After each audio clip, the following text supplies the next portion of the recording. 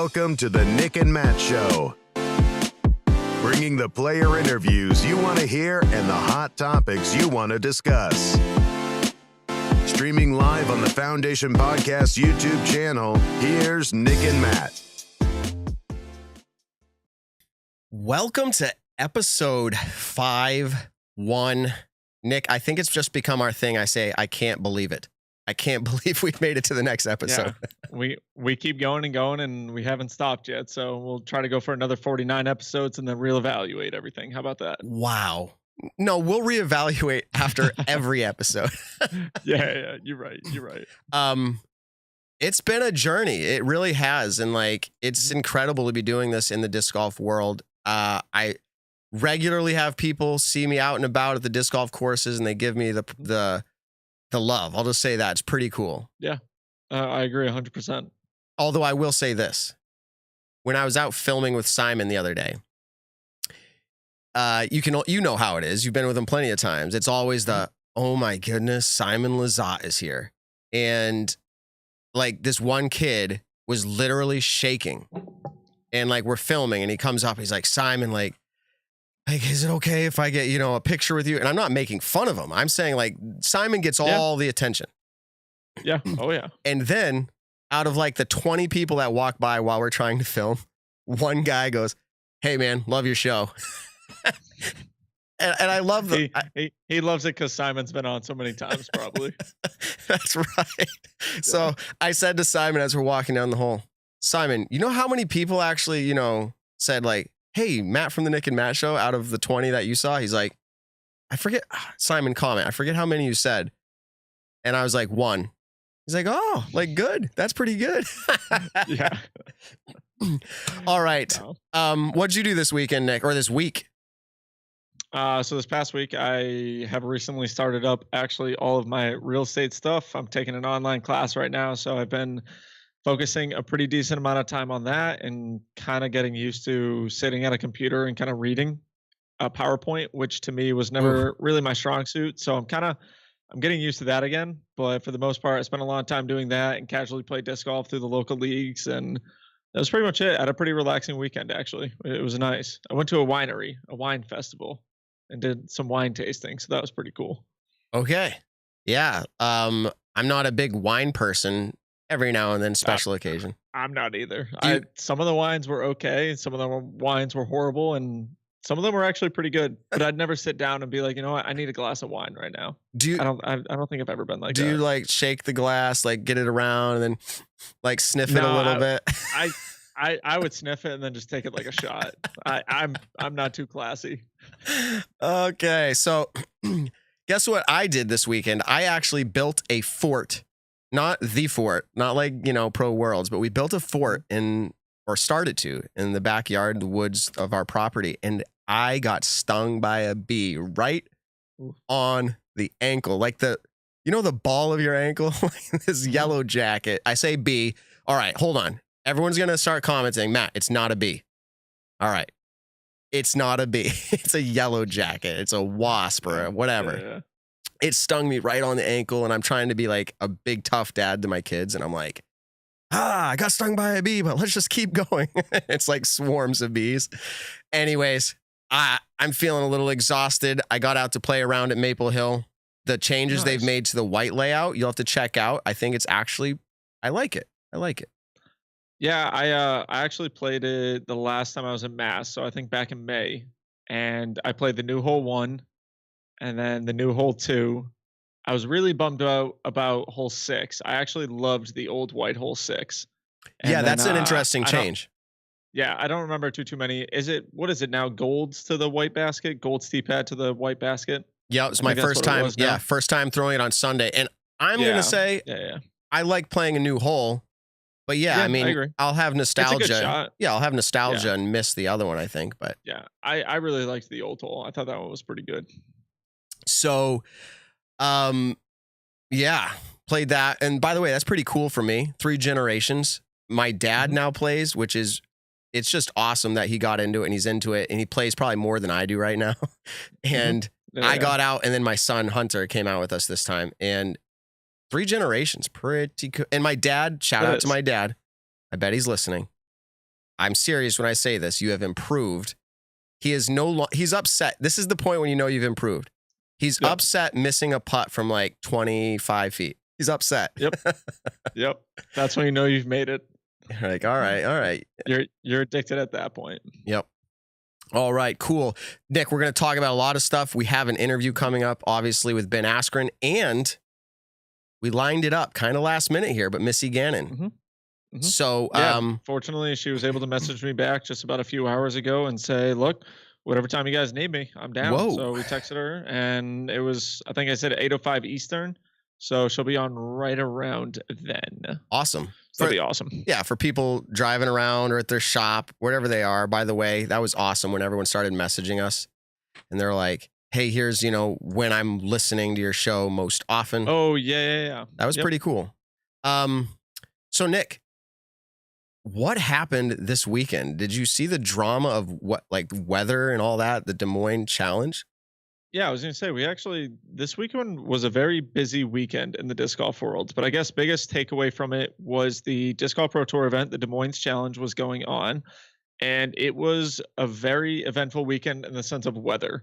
Weather had a massive impact on how this tournament was played and how it was ran, in the sense of, we had to push back tee times, or they had to push back tee times. They had to cancel a complete round for the women. And so there were a lot of takeaways from the event, but I think the biggest things we can shout out is congrats to 2 Discraft Elite team members, Paul Macbeth and Missy Gannon, on their victories. Paul was able to win by 2 over Calvin Heimberg, and then Missy was able to win by 1 over Jessica Weiss. But Matt, I'll let you talk a little bit more on the stats provided by Statmando. Shout out to Statmando. We are developing, I'll put it that way, we're developing our relationship with Statmando, and they're going places, and we want to be part of that. So definitely go check out statmando.com. I found myself today visiting statmando.com, punching in 2 names. They've got more coming, but go check it out. The things that are coming are pretty cool. In fact, they're going to let you, the individual, create your own ranking system. So this is not there yet, but it's coming. So right now, what do? You go to UDisc, you hit, hey, I want to see the ranked players. And I sit there being skeptical going, well, Steve Dodge over at DG Rankings has his ranking system, and Paul was already number 1, but UDisc didn't have him number 1. And then you go over to this other ranking system and this ranking system. So everybody has a way that they think it should be done. It's coming to statmando.com, where you are going to put in your parameters and say, based off of these parameters and the ones that I think matter, who's the best players in the world. That's really cool. So yeah, shout out to Statmando. Lots of cool things coming from them. But to the stats themselves, Paul was not very good in, I think it was round, it was a mixture of the end of round 1, round 2, where he was missing putts significantly. In fact, to the number of 80, he was only hitting 81%. I know it sounds like a lot, but that was 58th in the field. Yeah. Putting came clutch in the final round, but as far as overall, 58th. It was not on fire. He did it when he needed to, but there was a battle down the stretch with Gavin Rathbun and Calvin just turning on fire like he's known to do. Yep. By the way, surprisingly, go ahead. I would say, by the way, just to throw it out there, I know Calvin won that Silver Series, and so I technically lost that hot take altogether, but when I said he wouldn't win from here on out, is it just going to keep happening where he doesn't do enough mid-round to win it like Calvin? Because honestly, he usually does enough in the last round, but if he could, you know what I'm saying? He's putting on a great show, but just not enough.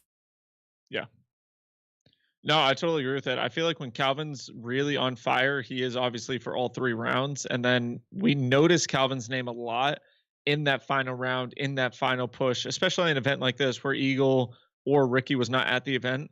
So you look at Gavin Rathbun, who we've heard about a couple times this year. Ben Calloway, we've talked about. Raven Newsome, this is kind of the first time that we've really been talking about him on the podcast. But for the most part, it was the Paul and Calvin show. And once again, that final round, Calvin had a few holes. He was a few holes ahead of Paul, but we saw him making every single move correctly. Just up until about the last 3 holes. That's when Paul could kind of get 1 or 2 more birdies and he would solidify the win. But yeah, I think Calvin's issue right now is just putting it together all 3 rounds or all 4 rounds or even all 5 rounds like at Worlds. I think Yeah. that's his biggest takeaway right now. And looking at, we have on Statmando's sheet they sent us, we have the first place, second place, third place, 2 tied for fourths, and the tied for eighth. That being Paul Macbeth, Calvin Heimberg, Gavin Rathbun, Raven Newsom, Ben Calloway, and James Conrad.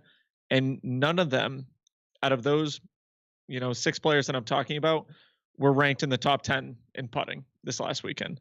So I guess the biggest takeaway that I would say is that players' drives off the tee, I think, were definitely the most substantial throughout this event. And then obviously upshots and everything like that. Being able to get into circle 2 and circle 1 in regulation. Paul was first place in both of those. He was also first place in the scramble percentage. And I think one of the biggest things about that was on hole 17 of the final round, Paul was able to have a really, really good scramble, save his par. And that I would say kind of like solidified the victory, barring he doesn't mess up on hole 18. But yeah, this weekend for these players, their putting from Circle 1X was none of the 6 players that I listed putted over 90% from Circle 1.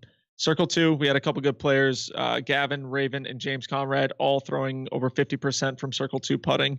But Circle 1, definitely not the thing to talk about this weekend. Yeah, you're not wrong. You're right. It was the tee to green stat that mattered. Could you get there to give yourself a chance for birdie? That's what mattered. You could miss the putt. Apparently, at least in this tournament, you could miss the putt. Yeah, exactly. But you had to at least be there to give yourself that drop in par. You know what I mean? So that I want to talk for two things real quick. Go back to what I said, Calvin Heimberg. I want to be very clear. It was a very bad take that I had. Like my hot take that he wouldn't win, like it's bad. And like reflecting on it, it's like, why would I ever say that? It was just a gut feeling.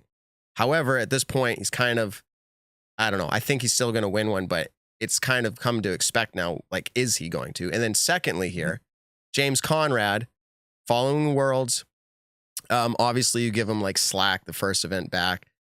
And just because you win Worlds doesn't mean you're going to win on out. That's not what a world championship does. Yeah. It's not like, oh my goodness. In fact, this is the interesting part about Worlds, and we said this. It's not, oh my goodness, James Conrad, the best player in the world. That's not what a world title is. A world title is exactly what I just said, a world title. You just won at an event where they give out world titles. So it's not weird to see James playing where he was playing leading up to Worlds in the top 10. Like that's normal for James. So I think, he's got an opportunity to continue to represent his game well. In fact, they just came out with a disc from his lineup called the Nomad.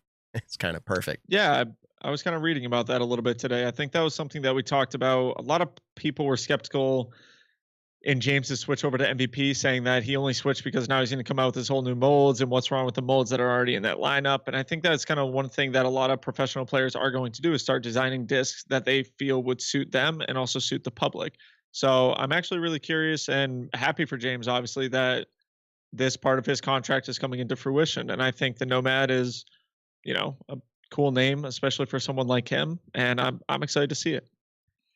Yeah, so you already said this, but over on the FPO side, yes, Missy Gannon took it down. Now, here's a great stat. Again, shout out to Statmando. They look these things up. And guess what? I'm going to consider them at this point our stat department. When we have something we want to look up, we shoot a text over, they go find it out for us, or they listen in on the show without us even asking directly and get it back to us. Follow them at Statmando on Twitter, or again, visit them on their website. But they got us this stat from Missy Gannon. This is pretty cool. She has never won an event that Jessica Weiss was at, Paige Pierce was at, Kristen Tatar was at, or Katrina Allen was at, or Sarah Hokum was at. She has never won an event that those players were at. She did it at this one. It was her first Elite Series ever. And what a time to do it. I mean, she could have beat, with that stat, she could have been at a Silver Series that Sarah Hokum was at and won. But no, she hasn't. She's never beat Weiss, Pierce, Tatar, Allen, or Hokum. Now, she's beat them. She's outperformed them, but she's never won. She's never won an event that they were at. Exactly. So that's pretty cool. And then, and the way that happened, honestly, if you watch how it played out, they had their second round cut. Like, hey, you're not doing it. The weather's too crazy. Yeah. Which I don't know how they feel about that. I'm sure they miss it. Missy, miss it. Yeah. But, so they just jumped literally to the final round, which was like a day in between of weirdness, and came out swinging. Paige, Missy, and Weiss all sitting, I believe, tied at a -3 going into the final round.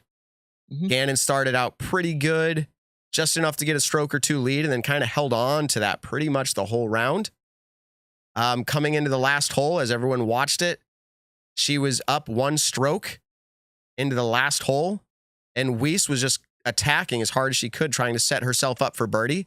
And the way it went down is Missy set herself up for par, and Weiss set herself up for birdie and did it, like parked it for birdie. And Missy had to hit like a 25, maybe more, 25 footer to secure the victory. That is 25 feet to secure your first Elite Series. What do you think you're going to feel like, Nick? Oh my God. I mean, I'm sure the nerves were massive, especially on that final putt. And I actually watched the video a couple times today of her jamming it, and she did it just perfectly right over the basket, a little on the right-hand side. And it just looked like a very confident putt. And we've talked so many times, even last time we had Missy on the show, we've talked multiple times on how Missy is one of the better putters for the FPO division on the road. And for her to actually be able to clutch up in that moment, we're seeing a lot of good things out of a lot of great players within the last few weeks, especially when it comes down to these clutch moments. Yeah. And I also want to add to the conversation of the FPO, which, by the way, there's a whole conversation that we will talk about later, probably. Sit tight. We got interviews and all that. But to discuss Paige Pierce. Is this like major heartbreak at Worlds leading to post Worlds, as we talked about last week's slump? Is that what this is? On my other show that I record with, that was kind of the conversation. I said, listen, it could go one of two ways. And no one likes a guy who makes a take like that, says one of two ways. No, exactly. But I think it was founded in saying her mental game coming into the season was shaky. And something like this could cause her to shake. But I said this, and I'll say the take here on the Nick and Matt show too.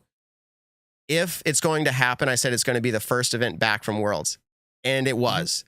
I think, and I'm still holding to my take, that she's going to win out. So we'll see. But we'll talk about that after. And then realistically, it was good to see Tatar up there. But I want to finalize the FPO talk by saying, Nick, last week, what did we talk about Weiss? Do you remember our conversation last week about Weiss? Yeah, we did. We talked about she's obviously a great player. She has a great backhand and a great forehand as well. It was always her putting that was kind of her, I would say, kryptonite, kind of her crippling aspect in her game. And looking at our stat Mando, she was 7th place in Circle 1X putting at 75%. So I feel like, I don't know the exact stats, but I feel like that's a massive improvement on how she's been playing throughout this whole year. And obviously, when Weiss can putt well, she's going to play well, she's going to score well, and she's in contention. She obviously walked away with a podium finish at 2nd place this last event and made an incredible final hole, birdieing it to force Missy to play the way that she did. So, I mean, kudos to Jess. If that putting keeps up, if she works on the Circle 2 putting just a little bit, she was 0 for 10. Who knows exactly how far away those putts were. But yeah, putting definitely was better for her this last event. Yeah. The only people putting in Circle 2 putts was Paige Pierce, like Kristen and Katrina, as far as like the top 4 or 5 go. Everyone else was missing, including Missy, which is a little bit surprising. But I think what it shows is she was getting her putts. Majority of her throws were making it to Circle 1 because she only took 6. Missy Gannon only took 6 Circle 2 putt bids. That's it. The whole tournament. So she, as you said, tee to green, the most important here, and that's what Jessica Weiss. That's why she, with her low putting average, she was shining because she was playing 4 strokes better than everybody on tee to green. And by the way, when I watch her play, it stands out to me. I'm like, she is throwing strong, like legitimately strong. I even told Hunter, my son, I said, watch how she's throwing. She's really controlled with good power. So yeah, something to be learned. 100%. Something to be learned from her. And then as we wrap up all the competition talk, I want to say one final shout out here for this show, probably to Stat Mando, because last week, Nick, what did you bring up? It was just real quick. Post Worlds, you had a question about something, and they went and found it out for us. Yeah, I was curious how players have done in the past after winning or doing well, but obviously winning the world championships. And I kind of called it like a world's hangover. How are players going to compete after winning worlds? And luckily, Statmando, being an incredible group of people helping us out, they actually did look up these stats. And I kind of want to just briefly go over them really quick. But obviously in Ogden, Utah, James Conrad won. And then his next event was the Minnesota Majestic, and he placed 12th at that event. Paul Macbeth, on the other hand, winning the 2019 World Championships in Peoria, had placed first at the MVP Open, which is a Disc Golf Pro Tour right after. How about we do this, Nick? Tell us how many in a row Paul Macbeth has won following Worlds. 7. Paul Macbeth has won 7. Yeah, 7 in a row following the World Championships. And so now go down the list and tell us how everybody else has done. So skip Paul and just tell us how everyone else has done. Let's see. So Conrad, obviously 12th. Greg Barsby placed 19th at the Delaware Disc Golf Challenge. Ricky Wysocki placed first at the it's a European event. I'm not even going to try butchering the name. And then he placed 12th in 2016 at the Ledgestone Insurance Open. And then Paul's got a couple first places in there, obviously. Second places. It's funny because the first year, let's see, 2013, right afterwards, Paul went and played the Greater Hartford Open in Connecticut, which is a phenomenal disc golf tournament. And it was funny because Bobby Copperthwaite, one of the kind of local guys around there, was able to take down Paul at that event. So that was pretty cool. Yeah, that's the claim to fame, if you will. He's like, look at that stat. He's like, I'm the one who kind of butchered the start of that. But the reality is, we already said it. I think Paul Macbeth, I think it's 9 years or 10 years where he's either taken first or second at Worlds. And then the next event back, he's now 7 in a row won. So I think they said this on DGN during the live broadcast. He, or his buddy, Nate Sexton, he's peaking at the right time. Like, that's what he does. He trains. The world title is what really, really matters. And then he peaks there. So I expect strong performances out of Paul the rest of the way out. Not that he's performed poorly, but this was his first DGPT Elite Series. He has one NT, and then he had the Memorial. And this is the kind of time of the year that we, like you said, we really see Paul turn it on. Every single event from here on out, Paul has won in the past previously. MVP Open happening later in September, the GMC Open happening in September. We got Ledgestone coming up. I think the next massive Elite Series event is the Great Lakes Open, which Paul obviously has the famous 18 down at it, and then won it in 2019 as well. I think Eagle had won it last year, but Idlewild's coming up. Like, all these events, Paul has done extremely well at. So this is that kind of time of the year where we do see Paul exceed in multiple ways. Okay, so there's like 6 events left, at least as far as like the Elite Series. Actually, I think that's including Silver Series. Okay, so I think that was 7 yesterday with Des Moines, but now there's 6 left, I think. How many, you ready? I'm putting you on the spot. Your take on if Paul will win any of the rest of the 6. I think he'll win at least 2 more. Okay. Let's say at least. Let's hold Nick to it. Reason I say that is he's a back-to-back winner at the MVP Open. He's always done pretty well at GMC. The other courses, I think D-Glow suits very well for Eagle. Obviously, he dominated it last year. It suits well for Ricky. Idlewild suits well for any player that can win in the woods. And then Eagle actually won that event as well. So I think those events will be a little bit harder, but also Ledgestone, which Paul has done extremely well at. Obviously won Worlds at that tournament. Ricky has won Ledgestone in 2019 as well. So I would say at least 2 more. And then I think at best 4, but I want to say, like, if I had to put a number on it, I think he'd win 2 more. Yeah. I don't, never mind. I'm just laughing at the chat tonight. You're going to say he's going to win 0? No, I'm just laughing at the chat tonight, which, if you're not a part of the live shows, everybody, it's a good time to hang out and maybe listen to us because you get more entertainment than Nick and Matt just bring to the audio side of it. Yeah, I think that's a fair topic. And then, so I already mentioned Paige as far as her performance. So let's just wrap up these next 5 minutes or so here, maybe talking a little bit more about these takes on who we think will win and who won't. I think here's how it went down. I think it was after U.S. women's, I said more or less she's going to win out. Or I said... You're talking about Paige? Yeah, Paige Pierce. I don't know if actually I did say win out. I said like 80%. I was like, she's going to win at least 80%, which is going to be dominant. That's very dominant. If we said Paul was going to win 80% of the rest of the events, that's really dominant. So I said she was going to be dominant. But here's the thing. Following her last win, she went to Worlds and lost. Obviously, heartbreak. Then she goes to Des Moines, loses. And now we have 8 different FPO winners this year. 8. That is absolutely... That's something we have not seen or known for a long time. 8. Yeah. In fact, if I say 8 again, it'll bother some people, but here's who the winners were. Paige Pierce, obviously, Kona Star Panis, Haley King, Katrina Allen, Sarah Hokum, Heather Young, Lisa Fakis, Missy Gannon. It's a little bit unreal and exciting. Yeah. So, oh, God, yeah. So I guess what I'm trying to say is Paige already just lost her 2 events where I said 80% when she came back after U.S. Women's, and she just lost those 2. So for my stat to hold up, my take, she has to win them all out from here on out. Do I stand by that right now? Man, I know she can, but I think it's a little bit too hot of a take now. I'm going to say she loses one more in between now and then, but I'll roll the dice on what I said originally. I just think it's too hot. What do you think? She's going to win out? It's too tough now? No, I don't think she'll win out. I definitely think she will obviously do well. I'm just looking up actually what events that she's playing in to see. Give me 1 second. So she is playing Great Lakes Open, the Preserve, Ledgestone, Idlewild. So pretty much all the big events. We'll talk about those. I think she has an advantage at some of those events, like Ledgestone, the Preserve. I think for distance-wise at the Preserve, it's going to help her out, even the Great Lakes Open.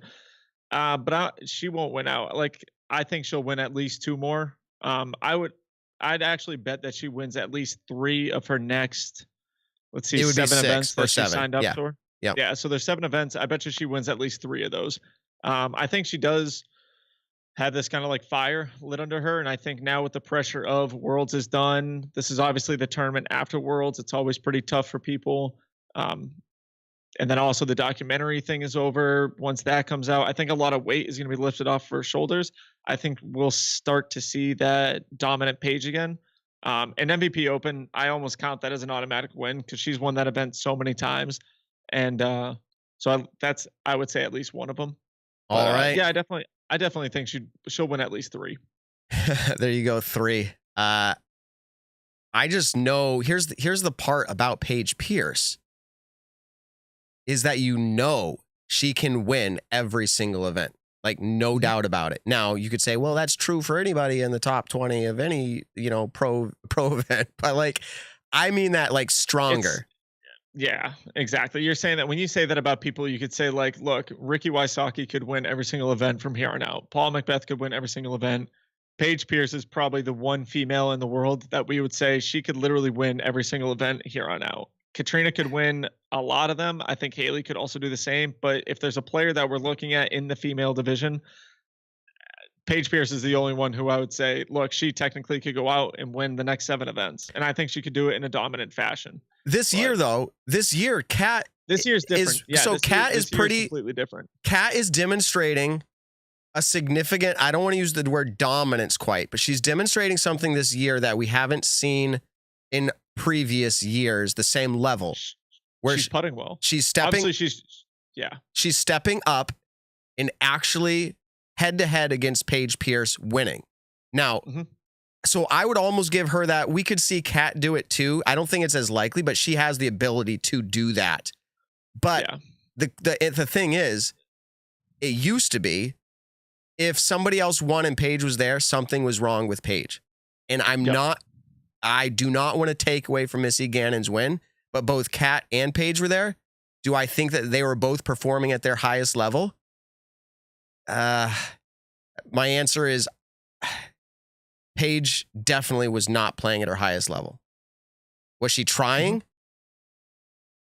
looked like it, but part of it looked like she wasn't mentally engaged, almost like, like this doesn't quite matter, kind of rushing things a little bit, it seemed to me as a fan, somebody watching to, speculate and just, that's where I'm at with her. I don't know. I think she's going to step up. I totally get it. I think she's going to step up, and I think she will perform well. So, all right.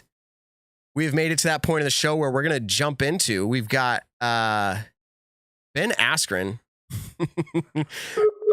Ben Askren, everybody. So let's go ahead and get him in the interview. But before we do that, before we bring in Ben Askren, Nick's microphone, this was a pre-recorded segment, and Nick's microphone, absolute garbage, unfortunately, but it was.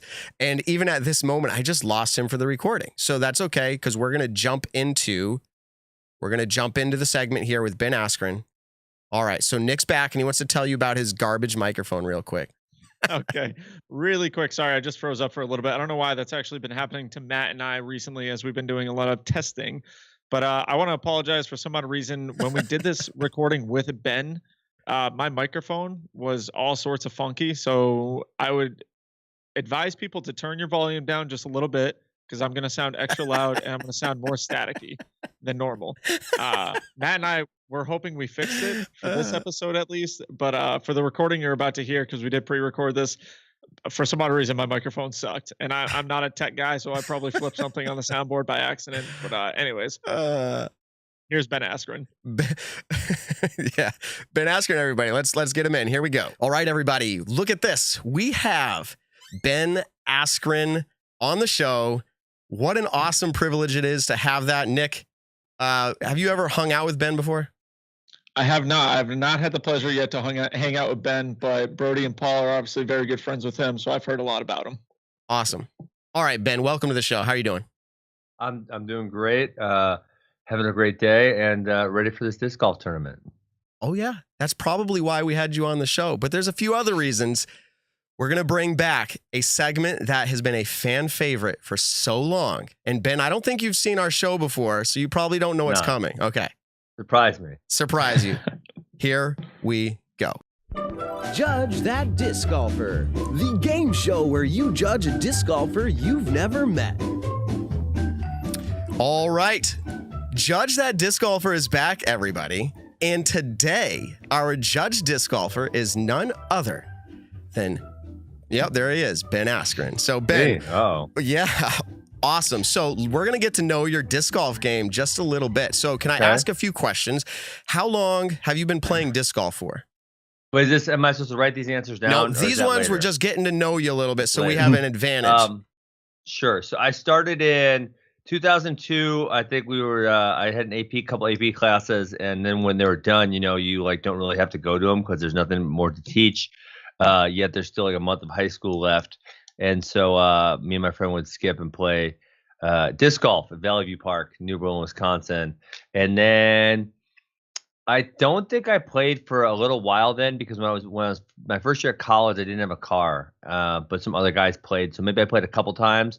And then the year after that, when I got my car at college, I really started playing a lot in Columbia, Missouri, and then just kind of got hooked from there. And then I think my first tournament was probably 2005, I would say. Played my first amateur worlds in 2006. So been around. I got 26612. That's my PDGA number. Very low number. Absolutely. It's almost like he does know this segment. Those were almost all the rest of the questions we were going to ask. Your PDGA number, you've competed. What's your best finish at a tournament? Any tournament you want. Just pick a tournament. What's your best finish? Well, so I mean, the big ones, I took second at AM Nationals on Toboggan. That was 2011. I was making a run on the leader. I really had a great third round, came back on him. I put the last shot into Anheuser into the tree. It turned it over a little bit too early. Not good. Lost there. And then I took ninth at the Amateur Worlds twice in 2009 and 2011. So 2009, I kind of played out of my ass. Probably significantly better than I was. And 2011, I really thought I had the opportunity to win. And I just didn't play all that well. That was in Rochester, New York. This is where we get into asking Ben questions, and the questions are going to be something he's going to write down, and Nick and I are going to try to guess what he's going to answer. So with that in mind, the very first question, and we won't elaborate too much for you. We're just going to ask it plain and simple. Here we go. How far can you throw a disc? So go ahead and write that answer down. Nick, what do you think here? 2nd at AM Nationals, 11th at Worlds. What do you think? I'm going to go 425 feet. 425. Now, I hope he already wrote. Yeah, it looks like he already wrote it down. I wrote it down. Yep. All right. I'm going to say that he's going to say something closer. And this is closest, not without going over. It's just closest. So, Nick, you said 425? Mm-hmm. Okay. I'm going to go with 375. All right. So, what's your answer there, Ben? All right. So, I was assuming that you meant today, like if I went out there on a football field and threw it right now. I was assuming that's what you meant, not like in my prime time or whatever. Well, give us both answers. No. So the longest I ever threw in a distance competition was 489 feet, and that was at the Memorial in 2011. So I don't think I could throw that far anymore. And so the number I wrote down was 420 feet. Come on. Yeah, there we go. Come on. Now there's a long-standing history with this game show where Nick loses almost every time. But you got a point. Right now I'm 1 for 1. All right. That's pretty good, man. Throwing over 400 feet, I don't care who you are. That's far. All right. Mm-hmm. Here we go. Question number 2. You said you've played in some competitions. You've played for quite a while. You've played for almost 20 years now. If you had to choose weather conditions and they had to be unfavorable for a tournament, are you going to choose snowy, meaning like a couple inches on the ground and it's still snowing, rainy, significant to where it's hard to stay dry even with an umbrella, or really windy, so 20 miles an hour plus? You had to choose one of those for your tournament experience. Which weather condition are you going with? All right, Nick, I think you started first last time. I'm going to... Yep, you got it.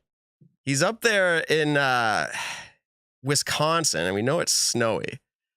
But I personally don't feel like many people like rain, but I'm trying to think him out. I'm trying to feel him out here. He's got his home course. He's not going to go out on a rainy day on his home course. Maybe snowy. I'm going to go with snow. I'm choosing snow just because of where he's from. All right. I'll take the windy. All right. So Ben, what did you choose? Okay. Well, so I would have, if it was a trick question, I would have chosen all of them. And I always thought when I was competing, because of my background in wrestling, mixed martial arts, that I was just mentally tougher than all the other disc golfers. Some of them are real soft like Charmin. And so, some bad conditions gets in their head, they play worse. And so, if you don't have to play your best in the bad conditions, you just have to play better than other people are playing. Exactly. And that's kind of how I thought of it. So I think of all those listed, the toughest one to play in is wind, because there's a lot to understand. Is it a side wind? Is it a headwind? Is it a back wind? What discs do you throw according to that? How do you use the wind for your advantage? And I thought I had a relatively good understanding on that. And some people, it just gets in their head and they play like crap. So I chose windy. Man. 2 for 2. How? This is unreal. You guys talk. Nick, you have his telephone number. You must have sent him all the questions. Yeah, right. we've been texting back and forth the last 24 hours. Right there. All right. So coming into question number 3 here. Do you have, this is getting personal, do you have any tattoos? Just should I write this down, or no? Just out of curiosity. This one's just broad. I have 2. I have a wedding ring right there, and then I have a smiley face on my right foot. Okay, so that gives me a little insight here, because this question is related to tattoos. If you were to get a disc golf related tattoo, it has to be disc golf related, and you're going to go get it. Is it going to be a single basket, just standalone basket, a doink putt, meaning a putter hitting the front rim, like doink, like I missed my putt? A Tasmanian devil spinning and throwing a 360 drive, okay? Or a cool disc golf phrase, kind of like grip it or rip it, or something like death putt. So it's going to be like one of those if you had to choose. All right, Nick, you get to start off on this one. But, well, he's not right. Yeah. Yeah, I'm going to wait for him to write down. I got to figure out how long he's writing his answer. All right. All right. I got my answer. I'm gonna go with the doink putt. Okay, he went with the doink putt. the smiley face, the simple wedding ring. I got to go with, I'm going on the opposite of that. I'm going with the Tasmanian devil. All right. What do you got, Ben? Okay. So, you guys both lose. If I would have gotten a tattoo because of disc golf, it would have been significantly younger in my life. Oh. Yeah, I'm not old now. I'm old and wise. I'm not getting a disc golf tattoo anymore. But if I would have got one, it would have been "Chicks Dig My Heiser." I thought that was hilarious. I got a mean Heiser too. Decent. We had a guy say he would get the tattoo, like grip it and rip it on his throat or something, and we're like, "What the?" Oh my god! Yeah, he was a weird one. Okay, so here we go. So it's 2-0. I would have to win some bonus points here to catch up. Here we go. From Circle's Edge, we give you a stack of 10 putters. Circle's Edge being 10 meters, as you would know. Yep. Mm-hmm. 10 putters. You have to putt them all from Circle's Edge. No jump putting, no fall putting. Just stand still. How many are going in out of those 10? How windy is it? Oh, calm. We're gonna regular day. Calm, regular day. It could be inside if you want to. All right. And I'm assuming it's today also. Yes. Yeah. All right. Yep. Today. Sure. Perfect. Okay. All right. He steps up to the line. I'm envisioning it now. Yep. I'm envisioning this go down. Is this mine to start out with, Nick? Yes. Yeah, it is. I feel like this is a game of odds on like what is he going to answer. It's going to be somewhere. If I say 6, Nick's is going to say 7. If I say I gotta go with 7. I feel like it's a little high. I think he said 6. So I'm going with 7. I'm gonna go with 6. Of course you are. 6. Yeah, I think in my prime I would have made a couple more 7 or 8, maybe even up to 9. But that's pushing it right now. You know what? Actually, today I played around. So I've been playing around every day, getting ready for the tournament. Mm-hmm. I putted like dog shit today. But yesterday, I was on fire. I couldn't miss yesterday. I was draining them all. So the answer was 6? 6. Oh, I should have went with my gut. Although I was feeling what happened yesterday during your practice. You said you were hitting all fire. So okay. Exactly. And then I was making everything yesterday. So Nick, you got 3-0, but just so we can tie things up here, this is worth 3 points. This last one. You ready?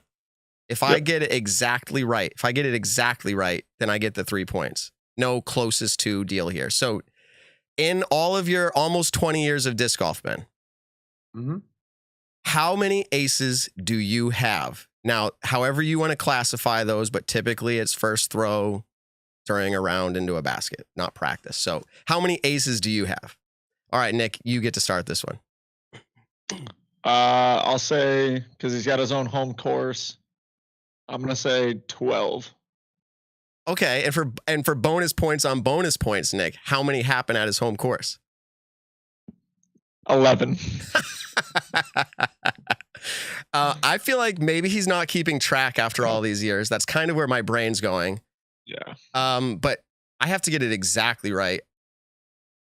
I'm just gonna, I don't know. I feel like I'm just gonna say 9. I could be way wrong. I'm just trying to pick a number here. What do you got, Ben? Okay. So in my early years, I wanted to play. My goal is 750 disc golf courses before I turned the age of 30. And I did it at 30 years and 1 day old. So I almost got it. And I also, on that document, kept track of the amount of aces I got. So the day I got them, the course, the hole, all of that stuff. After the age of 30, I probably have played another 20 courses. Like I just don't travel and play like I used to. So I know that exact number. I have 21 aces, only 2 of which are on my home course. I also do have a kids course that I built for my kids. I don't count those as real hole-in-ones because they're like 140 feet maximum. So I have a whole ace on my pine tree hole, which is it's like lined by pine trees, nice and straight. It's not very long. And then there's another hole. It's a blind hyzer. It's a really steep hill you got to go up. And I crashed a change on that one and put it in. So I only have 2 aces on my home course. Gotcha. All right, Nick. Well, sorry, man. I hit a basket yesterday. I have on the island hole now. I have this Yeti, and I did not get my island hole ace yet. And I skipped off the rim and dinged the Yeti, and it did not go in. I was so annoyed because I was right on top of it. Yep. All right. So, Nick, apparently I owe you lunch, and I'm sure that made the fans very happy. You got killed. Yeah. Okay. Here we go. We'll talk about that in a minute. Let's end this one out today. Judge That Disc Golfer, the game show where you judge a disc golfer you've never met. All right, congratulations, Nick. That was awesome. We have not done Judge That Disc Golfer in a little while. I don't think I was going to run across Ben at the disc golf course today, so I figured we just do it live with Ben here today. So might as well. All right, let's get into the deep stuff, man. So you're someone who, as Nick said, I've competed against you before. And if I just go out on a limb and say, hey, I've competed against Ben Askren, everyone thinks wrestling, fighting, something along those lines. But we have a significant mainly disc golf audience. That's what our show is. So some people do not know what your greatest achievements are. You might have a whole bunch, but what are some of your shining star moments that you like to talk about for your wrestling and fighting career? Oh, it's not in disc. I don't get to list my disc golf achievements. You already did that. You already did that. Yeah. So I was 2-time state champion, 2-time NCAA champion, 2-time Hodge winner, which is for the best college wrestler, 2008 Olympian, and then division champion in Bellator, welterweight, and then won championship. I retired in 2017. I came back and I went 1-2 in the UFC and retired again. So I was undefeated for almost a decade. I finished my career 19-2. Wow. Yeah. Significant.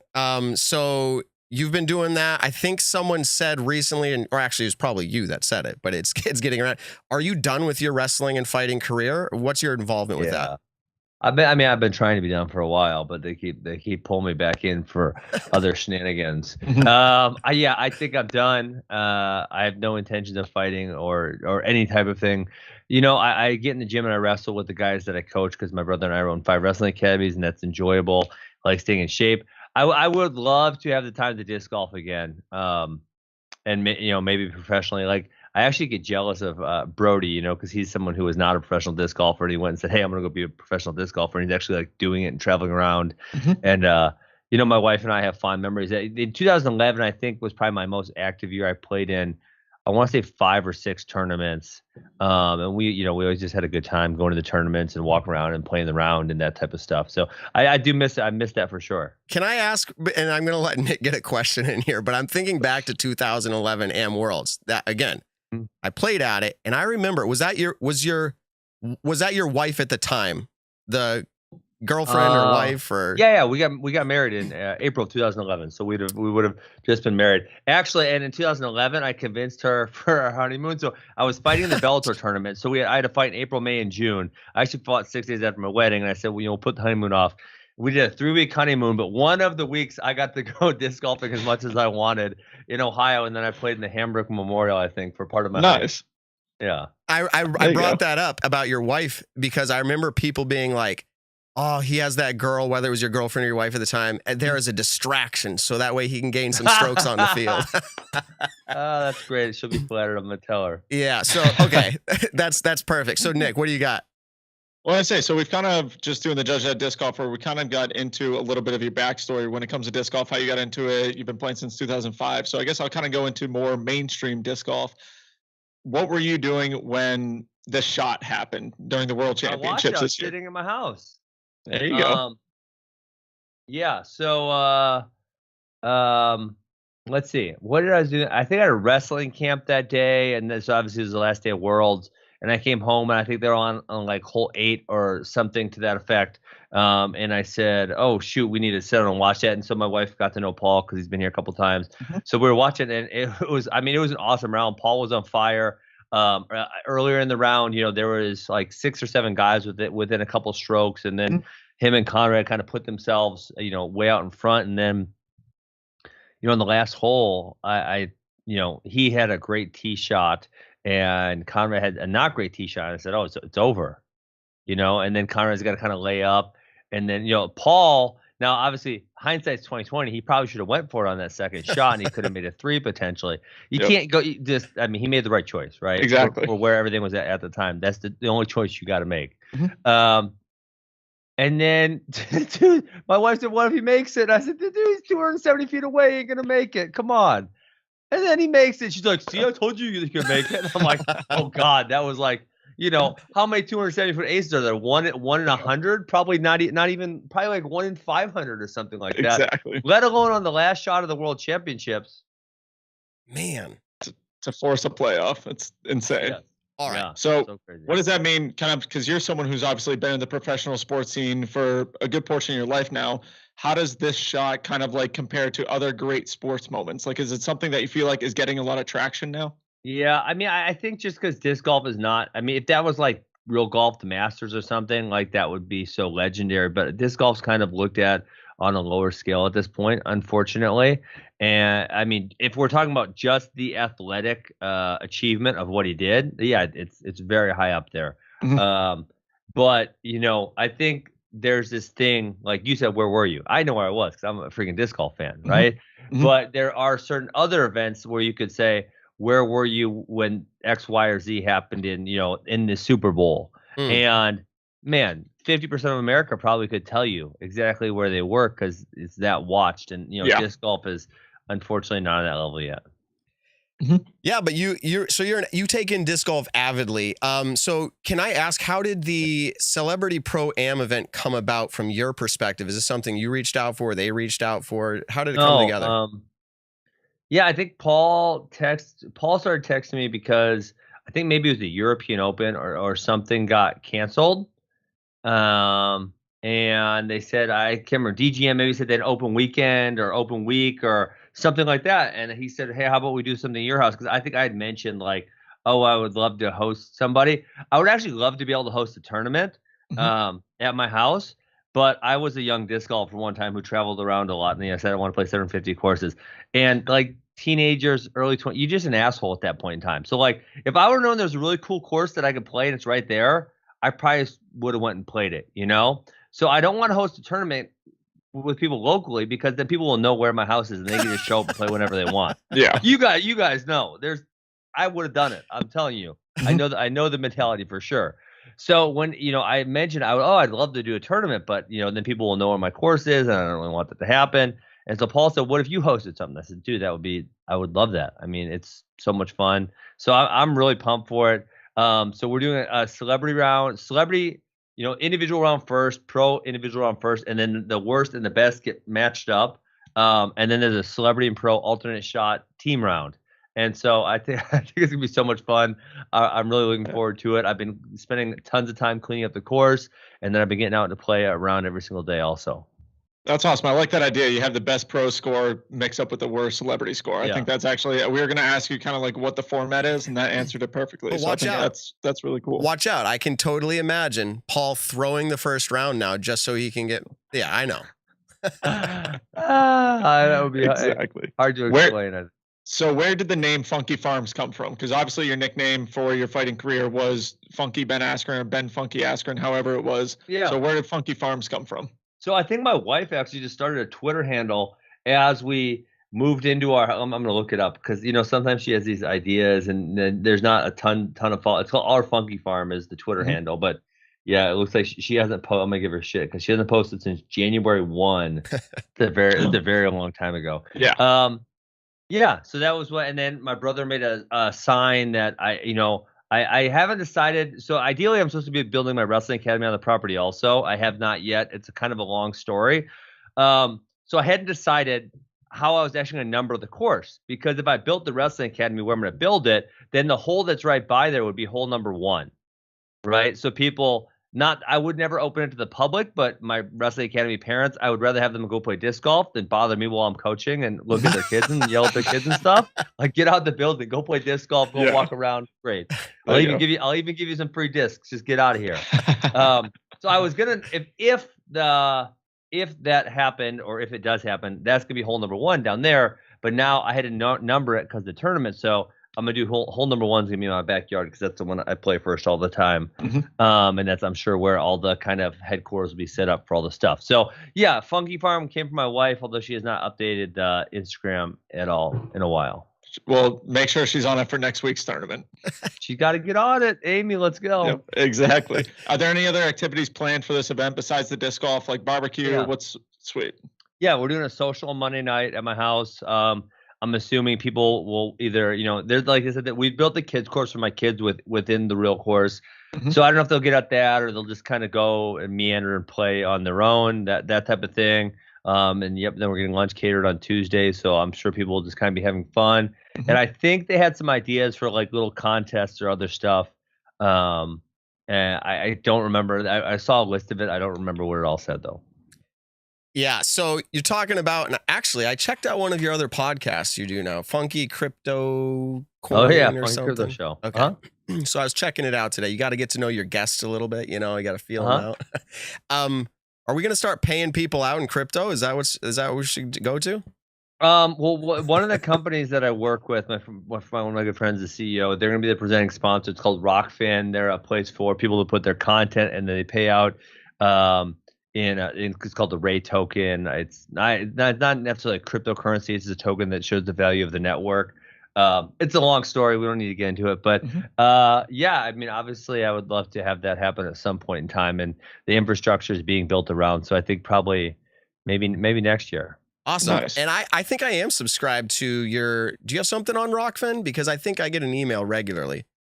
Yeah, I put my vlog up there. I have a Funky and FRB MMA podcast. We haven't done it in a while, so maybe this would be a good weekend to get restarted because the McGregor fight's going to get quite a bit of hype. So Exactly. I need to get back on top of that. All right. There you go.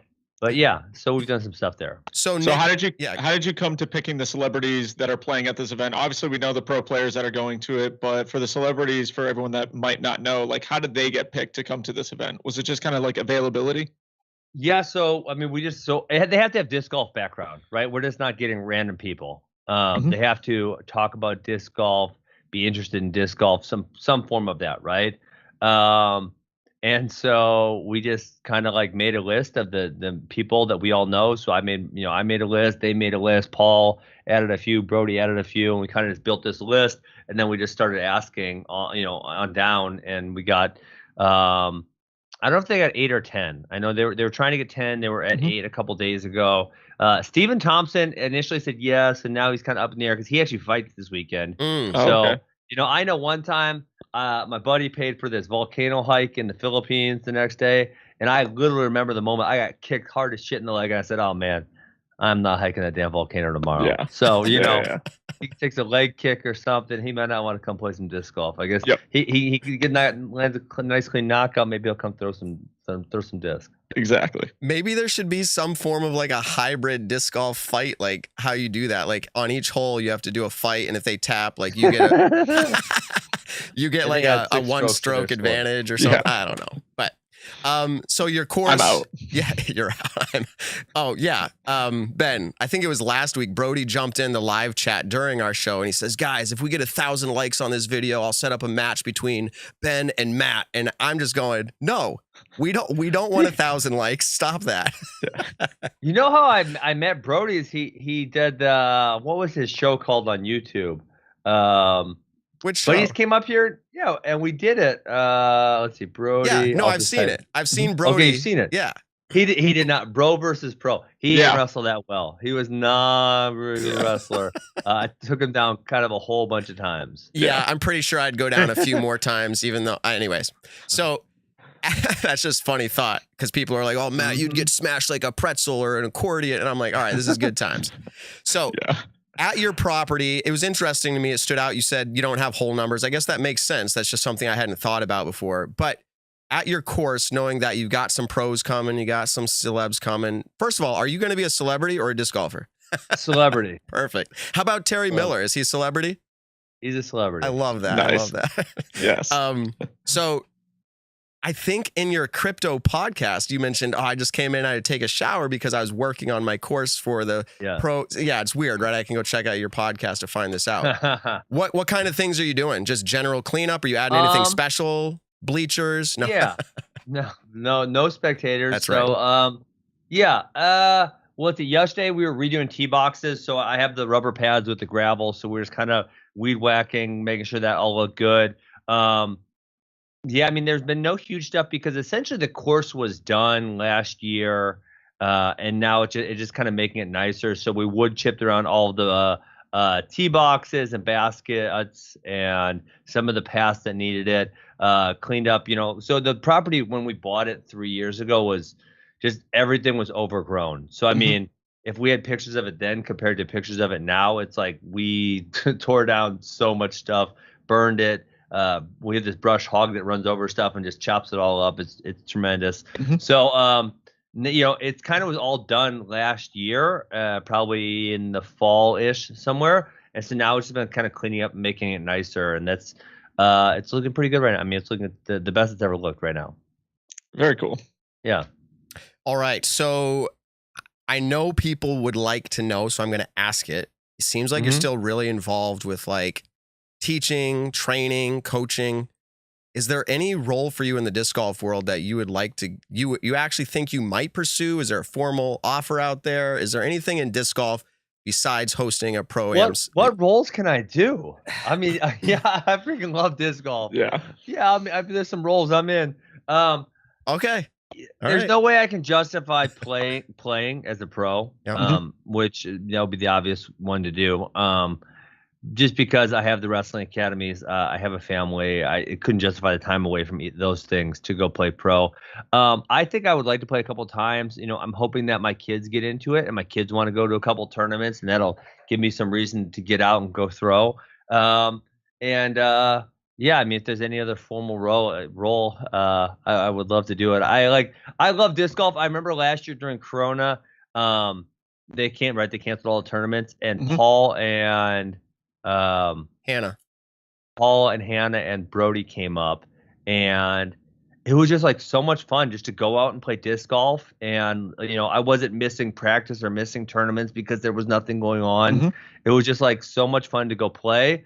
And obviously, especially because those guys were better than me, it's like so much fun playing with guys who are better than me, because I don't really get to do that often. I mean, I have a handful of friends with disc golf, none of whom are particularly that good at it. So just to watch like someone who's really high level playing the game and, understanding how the disc flies and what shot they're trying to make, and then watching them execute on it, man, I said, I just love disc golf, and there's just no justification for me being like a full-time disc golfer, unfortunately. Yeah. Hey, if I knew they were giving out $10 million contracts, I would have said F MMA, screw the Olympics, 2007, I know college wrestling. I'm going to just go full-time in disc golf if I know they're throwing out contracts like that.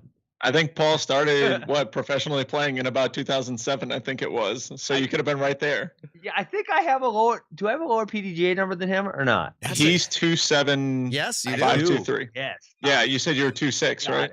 2.6, 6.12. And what's incredible is you're like 100,000, at least 100,000 points, probably ahead of most of our listeners, which is totally crazy. That's how far the disc. Oh yeah, disc golf. Yeah, they're almost reaching 200,000. I think probably this year. Wow, it's really growing. Yeah, it's insane. It's gotten so big within the last year and a half. It's insane. Yeah, I remember one of my goals, like I said, I traveled and played disc golf. So the first couple of times I was driving around Wisconsin and play a whole bunch of courses in the summer once I got really into it. And my one time I think I got I played 72 of 75 courses. Like I'd almost played every single course in Wisconsin. And then by the next summer I got back, there was like 25 more. And then the next year, it was just like, there was just so many growing. And I think when I first started, I bought the PDGA directory thing. Or I don't know if you guys probably ain't old enough to remember. No, I know what you're talking about. You'd have to leaf through it to find where the course were. And you had literally like 2 lines of text. And that's a hardcore am. I didn't have a freaking app, you soft guys that are playing today. I had a book. And you really would read 2 lines and be like, okay, I got to find out. We didn't have MapQuest. We had nothing on our phones. We were just driving around. I mean, there's a couple of times we couldn't find these courses. And that was, but there were 1,600 courses in that. And someone told me there's like 9,000 now. Oh, probably. It's a lot. And my number's 48,000. So I'm like 20 behind you, 22 behind you. But I don't remember. Yeah. I don't remember the directory. That's incredible. I was trying to find one the other day. I thought I would still have one around because I mean, literally in the beginning when I first I would literally highlight all the courses that I played. That's how I would keep track. And then it got to be too many, and I built just a Google Doc file, or it was probably a Microsoft Word file at the time. Yeah, but I couldn't find one. But that really brought me back when I was thinking about it. I was trying to describe to someone, what they were, and the person had no idea what I was talking about. No, that's funny. I'm pretty sure I've seen that in disc golf history page somewhere, but I was like, oh, that's old school. What, guys, Ben Askren has been playing disc golf for a long time. A lot of people actually think you're new into it. They know you as a fighter, and they think that you got into disc golf, but it's actually I'm an OG. Yeah, it's original. Awesome. Yeah. One of the OGs. Now you're a Discraft sponsored player, right? Yes, sir. I don't know if I can show you some secret documents, but I got a couple pictures today. You can show us some secret documents. Bob Giulio actually had an exclusive last week for us. Go ahead. Oh, did you show me the disc? Did you show you guys the disc? They're making a funky disc. It's so sick. I love it. Love it. Love the exclusiveness. Yeah. So, and they're going to cool. come out, I believe they're coming to the tournament next week. Sweet. So, yeah. And Matt, obviously, we can message Bob to make sure he's allowed to say that, because we can edit it out if anything. Oh, all right. Maybe we will. So, yeah, we'll just like bleep for a long time. So, Brody, I don't want it to like go back on anyone. No. Okay. It was could they make like a special edition? The Get Freaky Funky or Get Funky Freaky, or I don't know. That'd be pretty interesting. Would be funny. All right. Yeah. Get funky. Get funky. Cool. Boom, there we go. There we go. I guess my last question. I know you said you need to be somewhere by 3:30. Yeah. Okay. My last question, I guess, if this is a successful Celebrity Pro-Am event, do you feel like you're going to reach out to more celebrities next year and potentially do it again? I would absolutely love to. It's funny because we're finding out more and more people that disc golf as we're putting it out there. I mean, there's been 3 or 4 people who have had, really large 80 to 100,000 Twitter following. And they say, "Oh, really? I'd love to play. I just heard about it." And so I've been trying to, as people message me, I've been trying to pass the names on. Cool. I'm really looking forward to it. I think it's a really cool idea that you guys are doing, and I'm happy that it's all coming to fruition, especially with the Pro Tour. Yeah, I'm pumped for it. I think it should be so much fun. All right. I agree. And Ben, we thank you very much for your time. I hope people who didn't know you were a disc golfer, now they do. They have a bigger appreciation. Those who knew you as a fighter maybe now have a different appreciation for you. Thank you so much for coming on. We look forward to some of that post-round coverage. I know there's going to be something up there. I think it's GK Pro or Gatekeeper. I don't remember. One of those. Yep. One of those going up. Awesome. Cool. Yes, sir. Thank you so much. Thank you so much for coming on. We really, really appreciate it. All right. Thanks, guys. Have a great day. Take it easy. All right. So that was Ben Askren, everybody. And what an interesting guy in the disc golf world. If you didn't know, he's been playing for almost 20 years now. Nick, there's 2 things that stood out to me. And then guess what? We've lined up Missy Gannon for tonight. She's in our green room, so we're not going to make her wait. We're not going to make her wait much longer. But I just wanted to say, Ben Askren, is this a fighter's mentality? We said least favorable weather conditions during Judge That Disc Golfer. And he picked what he thought was the worst. What he said. Yeah. I'm going to pick the worst because I think I'm mentally stronger than everybody. And then the other thing was, I thought that was funny. Yeah. Actually, maybe I don't have another point on that. He had a lot of good things to say. Go back and re-listen if you liked it. All right. Without further ado, let's go ahead and bring her in, the FPO player of the weekend, Missy Gannon. How are you doing? And I see the trophy behind you. Is this in your RV? Yes, we found a space for it right behind me. Very cool. It's perfect. It's perfect. So, and this is like a live interview station that you have built in here for all the events you're going to win, right? Yeah, exactly. Now it's ready. It's ready to go. Perfect. Deal. So we'll already line up the next episode. Yeah. Sounds good. Nick, actually, that's not a bad idea. Nick, we should pre-schedule interviews like with all the people that were like, yeah, they're going to win that one, and just line them up. Matt, if we could somehow pre-schedule that, we need to get into sports betting, and we need to do it right now. All right, Missy. So what a fantastic win. I'm sure you're kind of still feeling it, the moment, all that's going down. So let me just put it out there. As you look back, we've talked to you before you had the win. I've met you, when you're kind of starting your touring in the pro division. You look back at all of it, your journey to get here, everything that led up to this event, then the win yesterday. What does it all mean to you? Like, is there a way for you to just share with us what would happen and how it felt and what you're feeling now? Yeah, it just feels like the monkey's off my back, like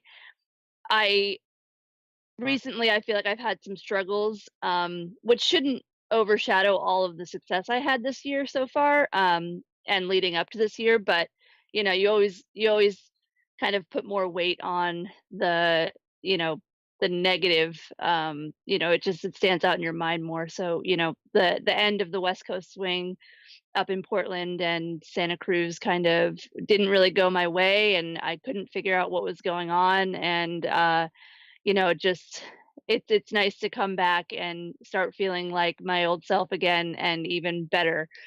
So just to come back here and finally get my first, big elite series win, was just something that I knew I could do, and I'm just glad that I was able to do it. Very cool. So lately, over the last few tournaments, we've obviously had so much drama happening on hole 18 of these final rounds. Can you talk to us about your mindset going into that final hole? Did you know the scoring situation, and how did that affect your play for that final hole? So I didn't necessarily know the scores. I knew that Tom, my caddy, obviously was keeping track, and he knew exactly where I was. But I had kind of an idea, but we've never been in that situation before where it was for the win, and I needed to know what was going on. So we're still sort of figuring that out as a team on how we want to go about those kind of situations. And in reality, going into hole 18, my play was to play for par, regardless of what was happening. Obviously, if I had to get the birdie, I was going to try to do everything I could to get there. It would take 3 incredible shots from me to give myself an opportunity for the birdie. It's a really long and tough hole, but walking up to hole 18, Tom was pretty quiet, which gave me the indication that, okay, I just need to stick with my game plan, which he knew was to play for par. And if I needed to get the birdie, he would have told me. So I didn't ask what the scores were. I knew that I was probably sitting pretty good. So it wasn't until Jessica parked her third shot, and was going to cash the birdie, that I looked over to him and I said, "What, does that seal the deal?" I didn't know if she got the birdie that it would, what that would mean. So, and he said no. And then we proceeded up the fairway, and I was on at my third shot, about to throw my fourth. I did kind of leave it a little short. It did end up inside the circle, as you all saw, but it wasn't until that moment where we were walking up to the green, and I said, "What is this for?" to Tom, and he kind of chuckled / trembled a little bit, but he said, "If you make it, you win." And I said, "Okay," and that was it. And so it was kind of like, just at that point I needed to calm the nerves. I needed to pretend like it was any other putt. And I know that I've made that putt plenty of times before. And so it was just a matter of getting back into my routine and my normal mindset, as best as I could. I mean, I definitely was probably more nervous than usual. But I had to just take my time and get it done. And so, yeah, it was really, I mean, again, it was a longer putt than I would have liked to take the win, but that it's kind of what I do. So I'm glad that I was able to, knock it down and make a big putt in front of the whole crowd. And it was just a really cool experience. Now, kind of follow up into what was your mindset? Kind of like, what were you thinking on that last putt? Like, do you feel like anything changed in the sense of like, do you feel like your hands were shaking maybe a little bit? Like, what was the feeling of, okay, I'm about, what would you say, 25 feet away, I need to make this putt? Like, what exactly was going on in your mind? I honestly, I don't even know, but I think that I just knew that I had to just chill out, and just go through my normal routine.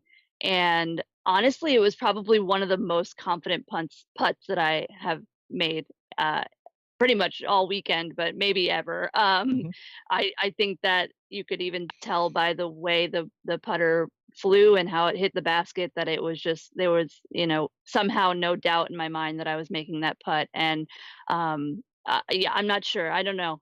Disc golf is such a crazy thing, and your mind is plays such a big factor. I think that I just was able to shut everything down and just make this seemingly routine putt, at least in my mind, and just do it. And so I don't know.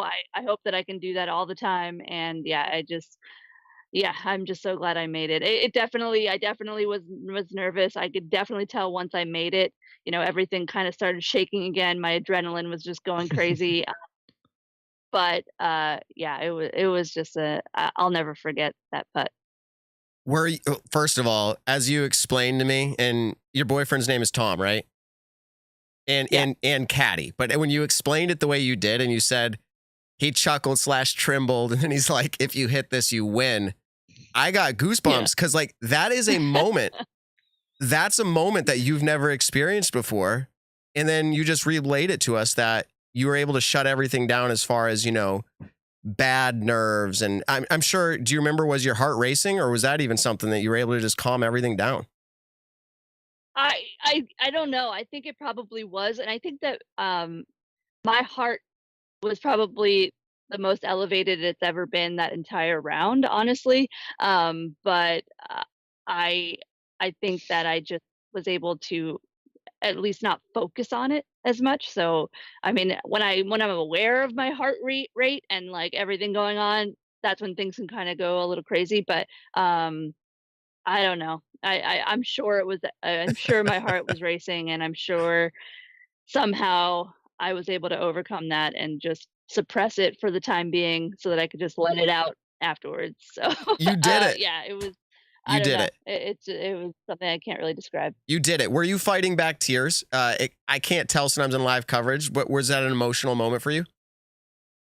I always wondered what would happen when I finally won my first, big event. And honestly, I wasn't fighting back tears. I was just so excited and happy and just kind of in shock that I think it was just more just overall happiness and excitement. And typically I am kind of an emotional person, so I'm surprised that I didn't let out any tears. But yeah, I think it was just absolute excitement, and just I think I didn't quite fathom what just happened. And it's something that I've never felt before. Maybe my second win, I'll be like, wow, this is, maybe you'll see some tears then. But no, I think I was just really, really happy. Nice. How would you rate your performance, scale 1 to 10, 1 obviously being the lowest, 10 being the greatest, throughout the weekend? Not just the final round, but throughout the weekend in general. I'd say probably about a 9, 8 or 9. I think that I somehow still left a few out there. I was bogey free for a good portion of the last round and even the first round. I didn't card my first bogey until hole 10 in round 1, and then not until hole 15 in round 2 / final round. So, to be able to not make that many mistakes and just sort of play really clean and not really go OB at all. Especially that final round, I didn't go OB at all. Yeah, I don't know. I think I played at a pretty high level, and I just did what I had to do. Obviously, if my competitors, if Kristen or Paige, and even Jessica, I mean, if they didn't make the mistakes that they made, they might have, they definitely had more birdie opportunities. Or even in round 1, I think I played with Kristen. I think she had like 5 or 6 birdies and I only had 4.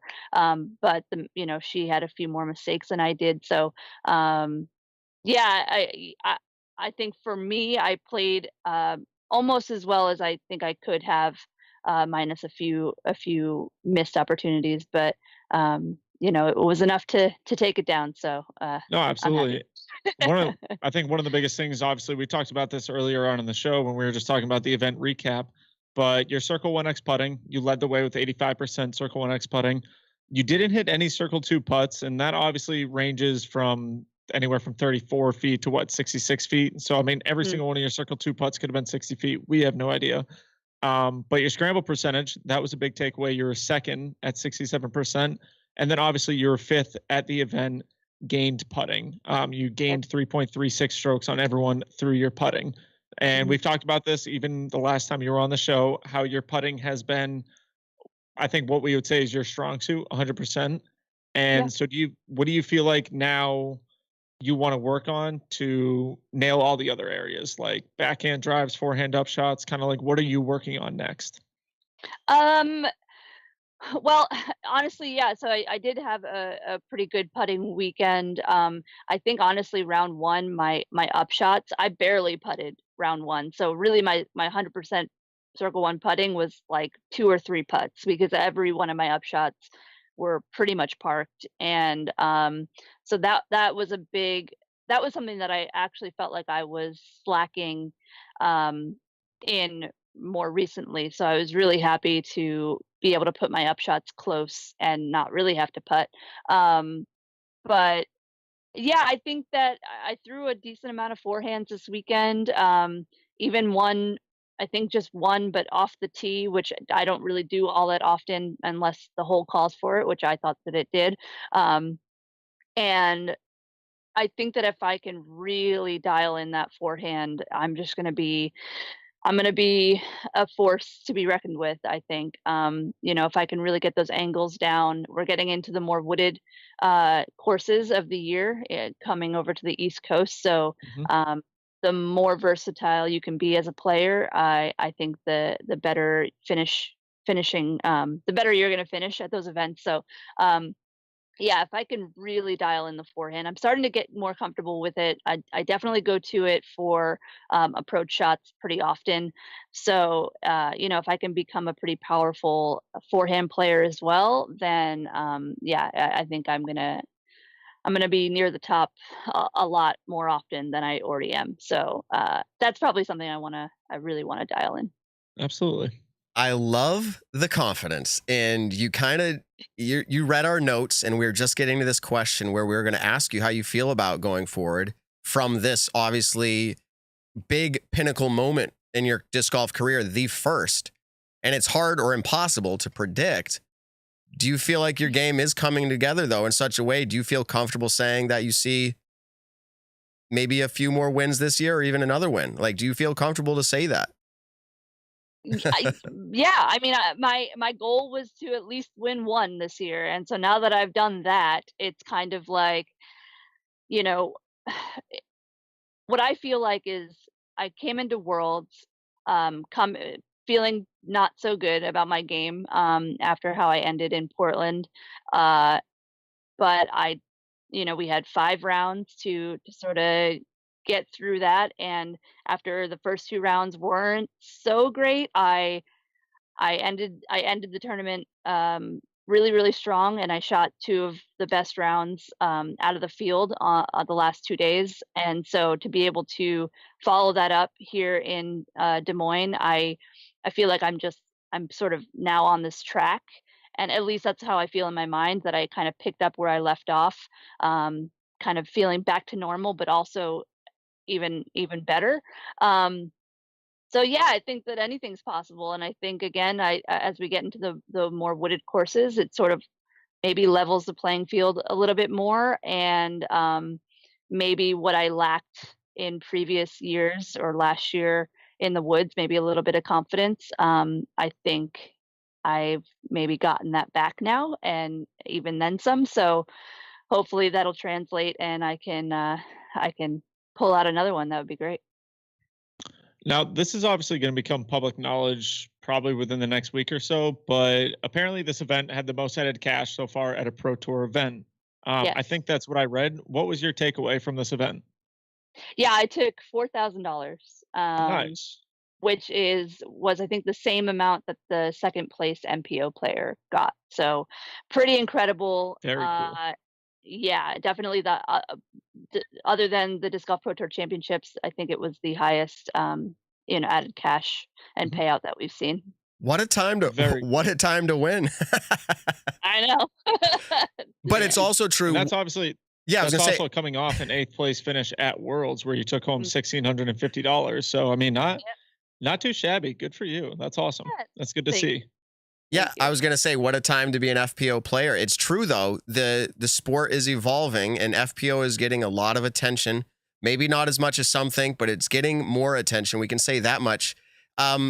Nick, I'm going to jump into, I didn't do this before, but I reached out to the live chat and I asked if they had any questions. There was 2 questions that came in. I'm going to put both of them out there. If you forget them, I'll replay it for you. But the first one was, what did Paige have to say to you following the round, if anything, that you feel comfortable sharing? And then also, with weather being such an issue at this event and only having 2 rounds played, how did that change up the tournament experience and competition, like in your mindset? Okay, so the first one, what did Paige say to me? I think she might have said something like, "Where are we going to eat?" To be absolutely honest. And that she wanted to get mimosas, which ended up turning into margaritas. But Very nice. either Very way, good choice. yeah. No, but I mean, I don't know exactly what she said. Like when she hugged me right after I made that putt. She just said, I don't even think she said anything. She might have just said, awesome job or whatever. She was very excited for me, and at that point she knew that it was either mine or Jess's to take. So obviously she was happy for me to take it down. But yeah, so yeah, she did. She asked where we were going to go have some lunch. But the second question was about the weather. If you want to repeat that, Yeah, works for you. generally, it was the feeling that I got from the question was it turned into 2 rounds. How did that change your mindset? Because obviously that's different than what was planned for or prepared for. Yeah, after round 1, most of the FPO field had finished their rounds. Only 3 or 4 of our cards left out there had 3 or 4 holes left. I was on chase card or second card round 1. So I had 3 holes left, and so the feature card had 4 holes left. And so yeah, Saturday morning was weird. We had to go back out there at like 9 a.m. and finish up those holes, and we had full intention of coming back, which we did at about 4 o'clock in the afternoon to start off round 2. And so we all got there. We started warming up. Some of the FPO cards had already started, and then we heard. I was just coming off of the driving range and walking over back to the putting area, and we heard 3 blasts, and that was it. We all kind of hung out there for a little bit because we didn't know what was happening, and maybe an hour or so later, it was called for the day, and so we still thought that maybe we would play 2 rounds the next day on Sunday. And so that Saturday night, we were just kind of all back to wherever we were staying and waiting to hear from the crew what the plan was. And so I don't know what time, but Saturday night, we all got an email describing what the plan of action was for Sunday, and we were told that the FPO field would continue round 2, and that would be also the final round. So we knew well in advance that as in advance as we could, that round 2 was going to be our final round, which would be played starting in the morning on Sunday. So first thought, I was like, great, I put myself in a good position, and there's 3 of us tied at 3 under with 3 strokes off of Jessica Weiss, who was sitting in 4th at the time. And we were just, I mean, the mindset was, I'm glad that I played as well as I did round 1, and now it's time to put it away, and try to do the same thing and just stick to my game plan and continue to minimize mistakes. And so we were all prepared and aware that this was the final round, and it was game time, and we had to get it done. So although it was weird, I mean, if we all had gotten to the course when our second round was supposed to start, and it was yeah, it was weird, but we all kind of adapted, and yeah, and I won, so it's all good. You did, Exactly. and I hope you don't feel like you had to justify like it was like a mistake. I think they were just generally curious with the way weather. That's rounds were running over into like the second day and then getting canceled, and so it was just a big kind of mess of rounds. But it sounds like it was actually communicated well for you, which is great. So to wrap this up, there's an interesting stat that came out, and I don't know if you've heard it yet. So at any event that you've ever won, so whatever those events are, you have never won at an event where these following competitors were there: Paige, Kat, Hokum, Weiss, and Tatar. You have never won an event when they're there, and you did it at a very large stage. So congratulations again. Thank you. Yeah, it certainly feels like the people, maybe minus like Haley King, the people that I needed to beat and wanted to beat were there. So so it certainly feels like just such a validating thing to have come out with the win, and to have competed against those obviously incredible athletes. So yeah, I'm just really fortunate to have come out on top. Very cool. What's your next event? Glow. So Okay, I'm so you taking have a a weekend off. Yep. good for you. I was gonna say, because we're just about ready to wrap up the interview, I was gonna say, well, enjoy your week off. You've 100% earned it. I mean, making $2,000 a day to throw a disc in the woods is pretty awesome for your 2 days Right. of the tournament. So once again, congratulations. We know we're gonna have you on the show again in the future. Thank you for coming on to the show as well. Thank you so much for having me. It's a pleasure. Awesome. Very We'll have cool. you on again, All right. sure, I'm sure soon. So have a good evening, and we'll talk to you you again will. later. Peace. All right. All Bye, right. guys. Bye. Bye. Okay, everybody. That was Missy Gannon. If you couldn't tell after that full interview there, I am so excited for her. And Nick, this is kind of funny. I do this on mistake every now and then, and our audio listeners won't get it. But literally check out this smile. Look at that. Wow. Exactly. That is awesome. If Nice, personable smile. wow. I'm so happy for her. She is the 8th FPO winner. There's a lot that I've been happy for, but she's definitely up there at the top of my list right now. Awesome. Nick, something that stands out to me, maybe you want to comment on it, in that interview, and I think this happened at her last one. So if you want to go back, everyone, listen to that interview with her, how she was feeling like a month or two ago. She was pretty confident, saying like, my goal is to win one of these. Like, that's like pretty confident. Yeah. She goes into tonight, and what does she say? I'm going to be, I don't know if she used the word unstoppable, but a force to be reckoned with. Like, if I can dial in my forehand. What's your reaction to that? I mean, I say this a lot, but I like the confidence, and I definitely think that is something where if she can figure that out, it's just another tool to help her win. We clearly now know that she can win at the elite level of a disc golf event. So if she betters her game, we might see that more consistently. And I think that's awesome. It just shows once again the parity that we've had in the FPO field this year of just the multiple different winners. And every single event, it's hard to say, who do I think is going to win it? Because I've probably been wrong more often than not this year when it comes to the FPO division. It's insane. Yeah, it used to be easier to pick. It was just, I mean, it's still easy to pick, but you're wrong more often. That's the thing. It's like, yes, it's not hard to go, I pick Paul and Paige. Like, that's still easy to pick, but like, yeah, you're wrong now but more than you more often exactly. Than not. Yeah, exactly. All right, so that's wrapping up our interviews. By the way, I was really excited for both of those, and again, I'm sure we'll have Missy on again some point soon here. But let's move into our end of the show topics, and we got a whole mixed bag today. I'm just gonna throw them out there. They might be quick hitting. They might turn into long conversations. But we had an actual PDGA major take place this last weekend. Nick, do you know what that event was? We had the 2021 PDGA Junior Disc Golf World Championships presented by Dynamic Discs. Presented by, yeah. Yeah. Do you follow that at all?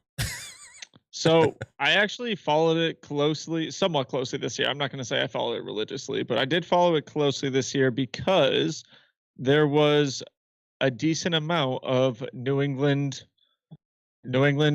kids playing at this event. So I definitely wanted to keep up and just see how they were doing. And to my not so surprise, Wyatt Mahoney, Uriah Kelly, Landon Brooks, obviously those are 3 New Englanders. They did very well, with Wyatt taking down the win in the children's 12 and under division. And then also Miles Sayer, let me find where he went. He got 15th in the juniors 15 and under division. And then obviously one of my boys, Sammy Streeter, placed 21st in the junior 18 and under division. So definitely a lot of New England talent out there representing, especially I love the Massachusetts people that are going out there. Let me say this. I'm going to get this off my chest. And it's not a negative thing. It's actually a really positive thing. But I see people confused with junior division. Junior division does not mean amateur. Okay? It does not mean beginner. It does not mean entry-level disc golfer. It is literally an age-protected division. You could be pro-level, 1,020 rated, 1,000 rated, 980 rated, playing in MJ 12 and under. And you deserve to be there winning, if that's what you want to do. It is not a skill-based. It's not like playing in AM1, AM2, AM3. It's not like, oh, this is down to AM4. Oh, this is below AM4. It's literally just an age-protected division. And the reason I'm saying that is because you see people like Cade, okay? Cade, I think you say Philamahoa or however you say his last name. He's playing on the Pro Tour level. But he was able to come and win and take down MJ 18. And some people are just not sure what they think about that. And I just wanted to point it out. Nick, if you were still 18 years old and you could go win a world title, that's an age-protected division you have every right to and should play if you want to. Million percent. I think that's the biggest thing that we need to realize is that, like Matt just said, it's not like a skill level part to it, to where, like you said, it's not an amateur division, it's not a pro division, it's an age-protected junior division. So let's say Cade is obviously, I think he was 1,002 rated, which is higher rated than you would say most people in the world. He's 1,001 rated. And then there's another player who's 998. I mean, both of those, they're rated higher than me, and I'm 8 years older than them, potentially even more. And but yeah, they are in all their right to go and compete at this event. They're 18 and younger, and that's what this event calls for. So I see no issue with it in a sense. I mean, it's just someone who's able to dedicate a lot of time into disc golf, and they're able to go out to an event like this and win a world championship. So, and we have other titles. I believe Nate Sexton has some. There's I don't want to get it wrong now, but there's a whole bunch of our pros who have these junior titles. It's something to strive for and earn. Yeah. But what I guess, just to extend and enhance this conversation a little bit, being involved so long with kids disc golf and the promotion of junior competition in disc golf, I had to think through this, because I'm not saying that this is the way it's going to be forever. I think, and I'll wrap this up by saying, I think that right now the issue is, yes, it seems like a lot of new entry-level players coming in at a young age, but we're kind of at a turn now where these younger players are really good, and a lot of them can beat me. That's not saying that much. I think right now it's operating as a junior open, if you will. So you have MPO, you have FPO, and you're going to have MJ, which is mixed juniors open. That's really what it is right now. There's no skill level or rating caps on this. I think that eventually, and maybe it's right around the corner, they're going to actually have to create a whole nother set of divisions in the junior realm, meaning you are going to then have what we could call, just for sake of conversation, AM1, AM2, AM3 in the junior 12 and younger. Like literally everyone who's 12 and younger, there's different levels of competition in there. So if you're a 12-year-old who's been playing since you were 1, my son, for instance, like he's going to play in the MJ 12 open. And if you're brand new to it, you can compete in the MJ 12, whatever, the second or third. Yeah, exactly. I think that will happen at some point, but like it's going to be a conversation that has to come up, I think. Now, does this event happen at Emporia every single year? Is that how this is? It has. You know? It's actually been 4 years, but last year was canceled. But yes, so 3 years in a row, they had agreed on a contract with the PDGA to run this. Okay. And I think it was actually, for what it's worth, I think it was a good decision because it was never run as a standalone event ever. And I think it was important to grow it in strength and quality to get it going, like, and sustain it. Next year, it is actually being TD'd by Ledgestone's very own Nate Heinold out in Peoria and those courses around there. So that's what we have to look forward to next year. Cool. That's what I thought. I just couldn't remember in my head if it was multiple times at the Emporia Country Club, but that makes sense now. Don't worry. We're not going away from Worlds in Emporia for too long. We got Worlds coming up MPO next year. Yeah, we got Pro Worlds going there. Yeah, going there next year. All right, Nick, next topic. And this is a short one. Do you have any insight into why at the Des Moines Challenge there was a good amount of competition, but it wasn't everybody. Like, and typically you see at these elite series, almost everybody. You had Ricky out, Eagle out, Simon wasn't there, Sexton. Yeah, exactly, Sexton. Yep. Yeah, like, any insight into that? I don't have any personal insight, but at the same time, this is a very busy part of the year. Obviously, we're coming off of Worlds. We're coming off some large A tiers last weekend.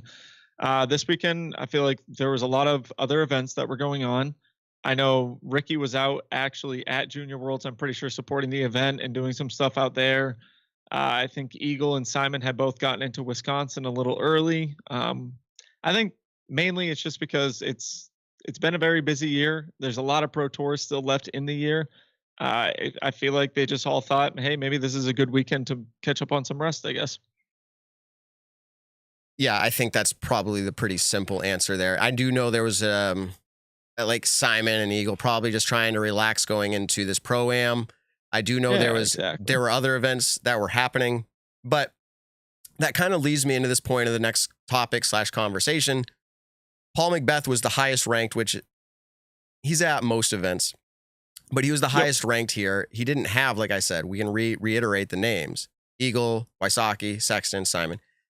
Two of those probably more credible than the others as far as really pressing. But do you think, and this is an interesting topic, I'm really interested in your opinion on this as a pro disc golfer, which would have meant more for his season storyline, good or bad? If Paul lost this event, not having like Ricky and Eagle and these players there, if he lost this event, how big of a deal would that have been?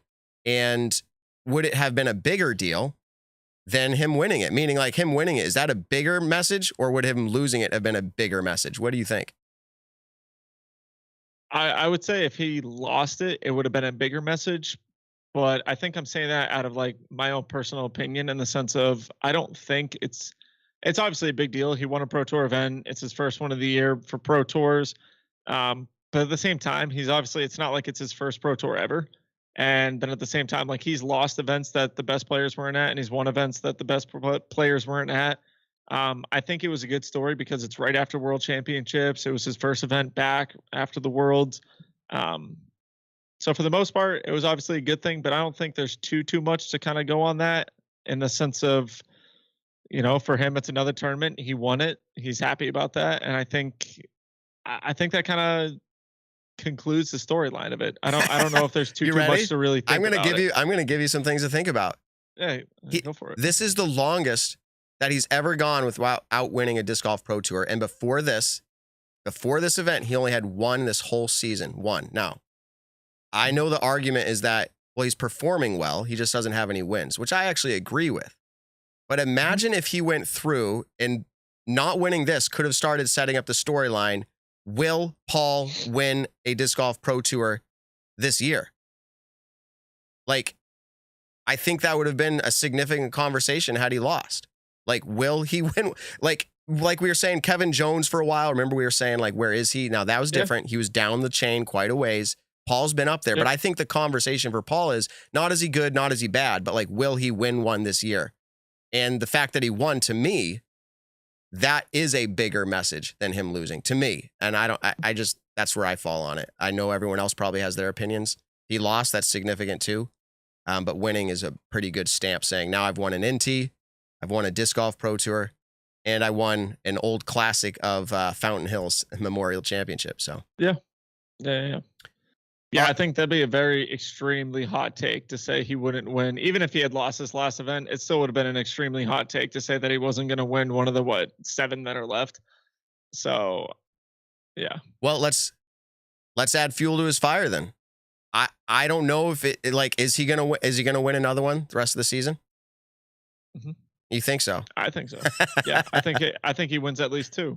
All right, that's right. That's what you said. All right, so let's move into our next topic. Paige has had a fairly slow return after Worlds. We kind of teased this out in the beginning. Would a 3-round event, this is speculation, and I wasn't going to throw this one on Missy, but I am curious to know, would a 3-round event have changed the outcome of this tournament? It's pure speculation. I get it. It's a hypothetical. But for the sake of we are sports talk, what do you think? Is Paige going to turn it on and go 10 down in the last round? Obviously, potentially, it could have changed the outcome. That's not saying it would have. I'm saying potentially, because I think that's the only answer you can really get with it. But I think at the same time, like, look at the way Jessica played. If she had putted just a little bit better, she would have won the event. Kristen played pretty well. Paige obviously played well. Katrina was firing from the chase card, I think. So potentially, it would have changed the outcome. I think personally, a 3-round event would have been more an advantage for Paige, but that's not saying Missy would have kept up with it, because obviously she clutched up when she needed to. So yeah, I'm going to give kind of a basic answer. Potentially it would have Paige, Kristen, or Jessica. Obviously Jessica being the closest. Those would have been the 3 people who could have put a push on Missy. But yeah. Yeah. So I feel similarly. However, the question did creep into my mind during round 2 saying, man, Missy, and I even texted you this, so you can back this up. Missy was playing good enough that she wasn't being caught. Like she was yes. doing it. My question is, would that happen for a whole nother round? Now it's all speculation. We already said it in sincerity. I'm so happy for her. Nothing to be taken away. Just literally sports discussion fodder here to say, like, where are we at? Where's Paige at? What would have happened with 3 rounds? It's just a discussion. So, all right, Nick, you ready for this one? What do you think? What in the world has happened to Nico LaCastro? Literally, I don't want to say hot fire, but winning events and playing pretty well in the top 5 towards the beginning of the season. Now, like, I didn't look at it. I probably should have. Averaging got to be like lower than 40. Like, what has happened to Nico? I'm actually looking at his page right now, and I'm kind of trying to do everything by the date. Obviously, he has a win at Waco. He got 3rd at the Vintage Open, 8th at the Portland Open, 9th at Mid-America, and 9th at OTB, and then 10th at Jonesboro. So those were top 10 at Elite Series events, one of them being a Silver Series, or 2 of them being Silver Series events. But lately, we've kind of seen him obviously at the World Championships. Yep. His World Championships was his worst finish this year. It was 56th place. It got him $585, but obviously that's not the Nico that we're used to seeing. 18th at Delwood, which was a Silver Series. That was the Clash of Canyons event. Let's see. So I guess you could kind of say as of late, we haven't seen his name up there. What's going on with him? Who knows? I mean, might have personal stuff going on. Nico is kind of like one of those players where for him, everything needs to be on to walk away with the win. Obviously, like Paul can have, let's say, a rough putting day and he was still able to walk out with a win. Ricky can have a rough putting day and still able to walk out with a win. I think for Nico right now, with where he's at skill level wise compared to, let's say, the top 4 players in the world, he needs everything to be clicking in order for him to walk away with that win. And at Waco, it seemed like it was, but since then we haven't really seen that style of Nico yet. So I'm not really sure what's going on with him though. Yeah, I feel like he came out this season playing better than really he ever has, at least the start of the season, the way he came out.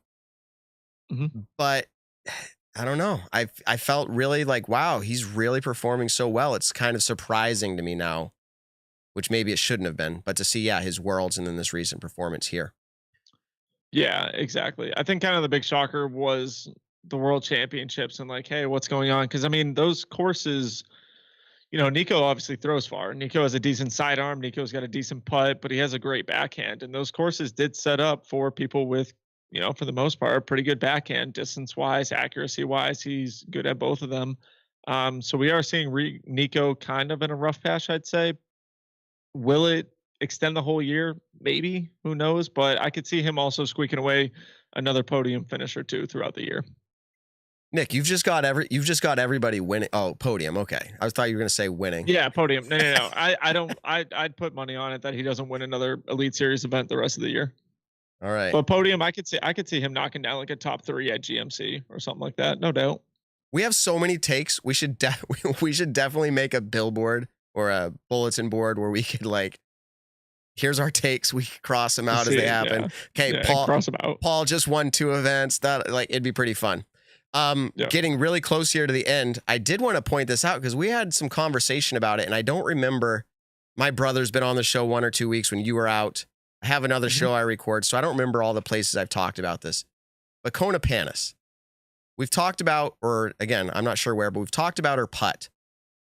And I think I even said to her live in an interview, and it's probably something for sure everyone's agreeing with. Yes, Matt, you did say that live. I said it looks weird. Like her putt looked, I don't know the right word. It looked weird, but I encouraged her. I said, hey, if it feels right and it's working, then that's what matters. But it looked weird. Yeah. And inside, I was definitely thinking about it going, that just does not seem like the most efficient style of putt. Doesn't seem like the highest percentage. I'm not a pro, but I do watch the pros play, and hers stood out extremely. Did you see recently her social media, what she's talking about her putt? Have you seen anything? So I heard about it. I might have glanced over a video of her talking about it, but I did hear that she was working on a new putt, but I haven't seen any videos of it. I don't know how much time I don't know if she tried it this past weekend at Des Moines, but yeah, I did hear though that she's changing up her putt. Yeah, and it seems to me just like how did she put it? I screenshotted it because I thought it was fairly significant. She said, started working on a new putt, something more simplified with some spin. Would you like to see it? And that was her social media, and 100% yes. Yeah. Yeah.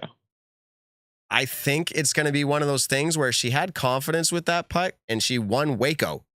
And I think she struggled with, do I change my putt or do I stick with it? I did win an event with it. Maybe it's a mental thing, but then after how many events, she finally decided, yeah, no, I really do have to change it. So, I mean, Nick, how many times have you changed your putt in your disc golf career? Any at all? Just little things? Yeah.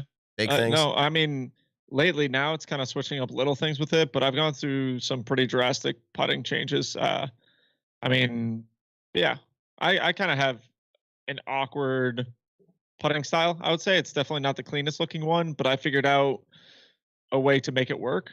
But there's always little things that I'm trying to change with it to make it kind of a good looking putt while it being an efficient putt. I mean, the most important thing, if the disc goes in the basket on a consistent basis and it's not hurting your body, then I would say you have a good putt. But if inconsistencies rise, then, or you're hurting your body, then yeah, the little things need to be changed. And I think the way that Kona was putting just had too many variables of things that could go wrong. So for her to finally, I kind of saw her working with Des Redding at the World Championships on her putting. I'm not exactly sure exactly what it's going to look like, but for the most part, I do think that she does need to change a few things, and she'll be able to build consistency with it. The other thing is you got to have confidence in it. It could be the ugliest putt in the world, but if it's consistent, it's going in the basket, and it's not hurting your body, who's to say anything against it? You know, I've seen people who putt great turbo putting from 20 feet, and they do it all the time, and they make them all. Do I think it's the right way to putt? No, but who am I to judge? Their putter's going in the basket. That's all that matters. Yeah, as long as it's working. I mean, otherwise, I mean, I think in the sports, as the sport gets bigger and bigger and bigger, I mean, people are getting paid to talk about this, and they're going to say like, hey, she should change it. And actually, whether or not they should say that, that's what they're getting paid to talk about. And she's even recognized it, right? And I just saw somebody in the live chat say something about an Instagram post she made earlier today, and I'm going to actually read it. And I want to say before this gets read, this is personal from Kona, but she did make this public, so I'm going to read it. I also struggle with something that she just said, anxiety, and I've had some very serious anxiety issues enough to go get professional help. Reading this just now, am slightly emotional, but I do want to share it because I think it's important for people to hear that these professionals, as you said, Nick, we don't know what people are dealing with, are dealing with other things that are going on than just their career. Like I deal with things other than my career. So let me go ahead and read this. This week has been something else. I experienced my first ever anxiety attack and had several more on our way to Des Moines. It was a very scary experience that I felt would never end.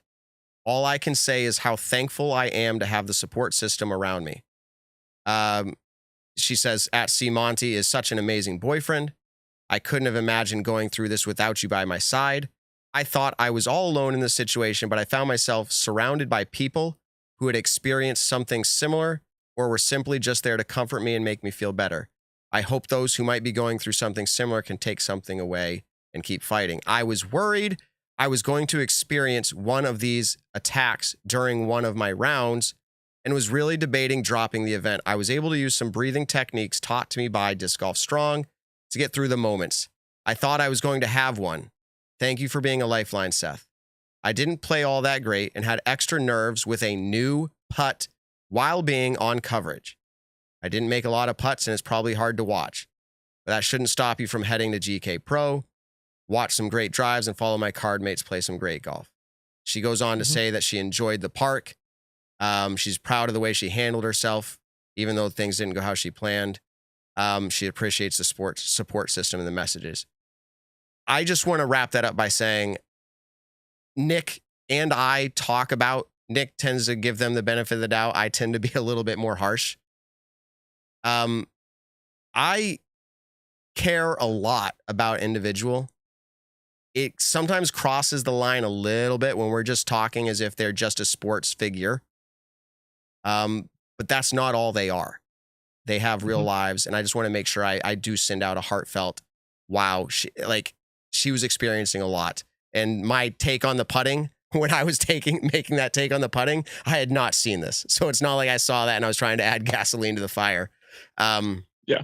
So Nick, I mean, with all that in perspective, you and I are friends and actually outside of competition, friends with her.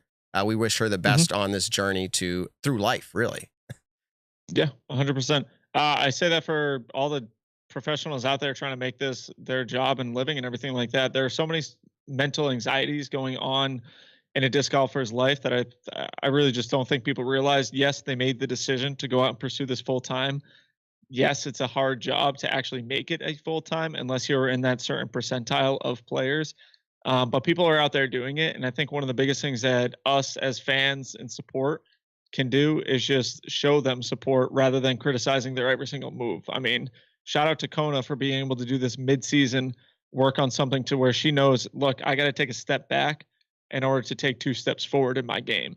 And like I said, kudos on her for being able to make that decision. A lot of players wouldn't do that till the off season, but she realizes that in order for her to become a better player, she needs to start doing these things now. And for someone like Kona and for someone like a lot of these top professionals, they're under the spotlight, under a lot of eyes, especially Instagram followers, YouTube, post-round production, live production, everything like that, to where people are keyboard warriors behind it. I mean, a lot of people are guilty of it. Be nice. You know, that's the biggest thing. Be nice to these players.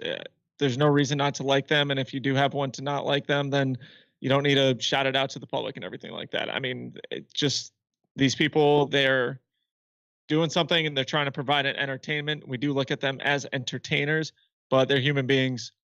Matt, you and I are human beings. Anyone watching this disc golf podcast, you guys are human beings. We support every single one of you.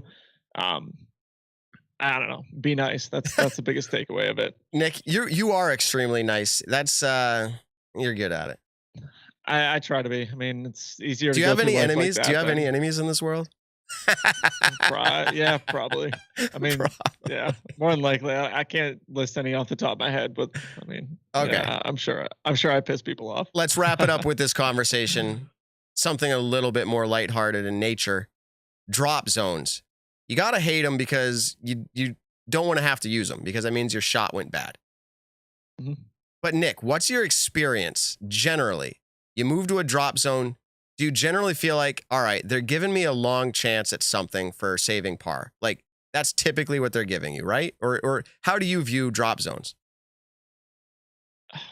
That's tough because there are good drop zones in the world, but there are also really bad ones. Like almost every single drop zone at the World Championships was a bad drop zone. It was way too rewarding to have an awful drive, and I can kind of speak from experience of like hole 7 at Mulligan's. It's this long water carry. It's like a 550-foot par 3, and I was playing with a guy on my card who didn't even clear the water, probably only threw about 250 feet, and the disc just got smacked down by the wind, maybe even less than that. Threw it into the water, but then proceeded to go to a drop zone that was 400, probably 70 feet down the fairway. I mean, you were jump putting at the basket to save your 3 on a 550-foot par 3. And the guy threw no more than 250 feet. And now he's jump putting to save his par from, let's say, 80 or 90 feet. Another guy on my card threw a drive down the middle perfectly, threw an upshot to about 20 feet, ended up making the putt. The guy who was putting from the drop zone hit the basket, went into the chains, and it actually spit out a little bit to where it was like, holy cow, one player played the hole kind of the best he could have and got his par, walked away with it, and he was happy. But then a guy who took an out of bounds stroke, who didn't even clear the water, almost got the same score. And so I think that the scoring separation because of that is why disc golf isn't as hard as I think it should be in certain scenarios. Some drop zones are way too forgiving. I think the drop zone on hole 16 at Worlds at the Fort, I thought was very forgiving because granted, it's a great jump putt. Don't get me wrong. I had to hit it one of the rounds, and fortunately I did, and I saved my par. But at the same time, I threw a bad shot. Another guy on my card landed inbounds. Yeah, he missed the 25-footer, and I canned a, let's say, 70-footer or 60-footer. I forget exactly what it was. But, like, I threw out of bounds. I misplayed the hole. This guy made the island, and yet we walked away with the same amount of strokes. Like, that to me just isn't, I don't know. I feel like that caters too much to bad shots. But there are courses where I think drop zones are great. And I'll say one off the top of my head, hole 5 at Maple Hill or hole 1 at Maple Hill. If you throw into the water, you go to a drop zone to where you still have to throw over water.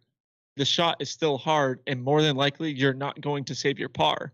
You're struggling now to get the lowest possible score, being a bogey or worse. Hole 8 at Maple Hill. You go from the gold tee pad. If you throw it OB in the water, now you go to the white tee pad. You went from a 320-foot shot to, I don't know, Matt, help me out, 270 maybe? Sure. 250? Yeah. 240? Something like that. It's still a hard shot. It's still very easy to go out of bounds on that. And so all of a sudden you go out of bounds again, you go to another drop zone, even further up, you're walking away with a 6. While the guy who landed in bounds, he might have been 30 feet long in the basket and laid up his putt, but guess what? He played the hole better than you. And so he walked away potentially 3 strokes better than you. And I think that is where drop zones, like, you should advance a little bit on certain holes. I think some holes should be stroke and distance. That's just a personal thing of me. But especially when it comes to water shots where your disc might never come into bounds, why do you deserve to move up the fairway at all? Like, I don't think you didn't make a good shot. You deserve to re-tee. But like I said, that's just my own personal opinion of it.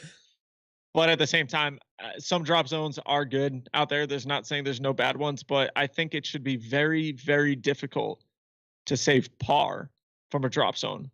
Granted, if you have a miraculous shot, yeah, I get it. They go in sometimes. But at the same time, you played the hole bad. You deserve to be punished. Someone who plays the hole well, you can even play good. You deserve to gain strokes on people who play the hole bad. That's just, unless you screw up by missing like 3 putting or something like that, but that's also a different story. I think I can just summarize what you were saying. First of all, you're bitter. No. Secondly, no, I'm just Nick. I'm not. I'm just messing. He's like, there's too many times where they should have got worse than me. Okay, here's the thing. I just do want to summarize that by saying I don't think you should ever have an easier time playing the hole because you advance to a drop zone. It should never be easier than if somebody threw a great shot. So wherever the great shot can land on a hole, You should never have a drop zone that's even like remotely close to that. Or if it is, it better be like a really excellent shot. Like that is like the best you could do. I saw it at this weekend's event, Des Moines Challenge. This is what made me think about it, where he literally, I think it was Albert Tam. I don't remember what hole it was. They had to throw over OB, landed in the fairway. He went short. Or no, he went, I don't remember now, long or short, but he went OB and he advanced literally like 70 feet. Like that was it. Like to the next tee pad, 70 feet closer. Like, okay, now you shouldn't have a problem clearing. But like, that's only 70 feet. He had zero chance to get par on that hole. Zero at that point. And I guess that was my question. Do you feel like you should not have any chance to get par? Or like, I guess I'll say this. My opinion is I feel like you should have a chance at par, but it should be really hard. Like excellent, like excellent throws. That's kind of my stance for drop zone. Yeah, I can agree with that. I think if from the, I think on certain holes, I think some holes like, and that's the tough part about, you know, maybe he threw OB on a par 4. I'm not sure which hole you're talking about. I didn't get to watch all the coverage yet from Des Moines, but I kind of want to go back to this hole 7 at the Mulligan's course. We had a pretty stiff, let's say 20 mile per hour headwind. So it's really hard to throw in that, especially if you're someone who doesn't throw far. You could throw inbounds, but still have, you know, let's say a 200-foot upshot, 180-foot upshot, where that ripping 20 mile per hour headwind still affects your disc a lot. But yet this guy who technically could have thrown the disc 5 feet in front of him, technically that's OB, now advances 400 somewhat feet up the fairway, and now his 80-foot jump putt, 90-foot jump putt, whatever it was, that's a lot easier to do than your 180-foot upshot after you'd already thrown what people would consider a decent drive. So I think that's where par 3s, it's very hard to make drop zones perfect on a par 3, especially to save par. But par 4s and par 5s, I could definitely see them being a little bit, I would say, easier to save par. I mean, hole 9 at the Fort, it was the long par 5. And I'm pretty sure, someone correct me if I'm wrong, but I'm pretty sure Adam Hammis was actually able to save birdie after going OB on his drive on the par 5. And that to me is wild because he was able to advance. The drop zone was further than any drive I ever put on that hole. I technically, obviously, I don't want to throw it OB because I do want my second shot to try to be in bounds, whatever. But at the same time, like he was able to save a birdie from a drop zone, like save a birdie. We're not just talking about a par. Even if he missed his birdie putt, he had a drop in par. Like that's where I just think sometimes it's too forgiving. Every course is different though. I mean, like I've said, there are some great par 3 drop zones. I think Maple Hill actually has a lot of great par 3 drop zones, but there are some holes that definitely do not. Yeah. Well, now we're going to extend the conversation a little bit. Like, so Maple Hill, iconic hole. People are able to go look this up so we can talk about it, or you've seen it. Hole 8 at Maple Hill, everybody, is, let's just go. They're used to seeing the gold tee pad, like you said. That's 320, I think, to clear the water. 320. Yeah. Yeah.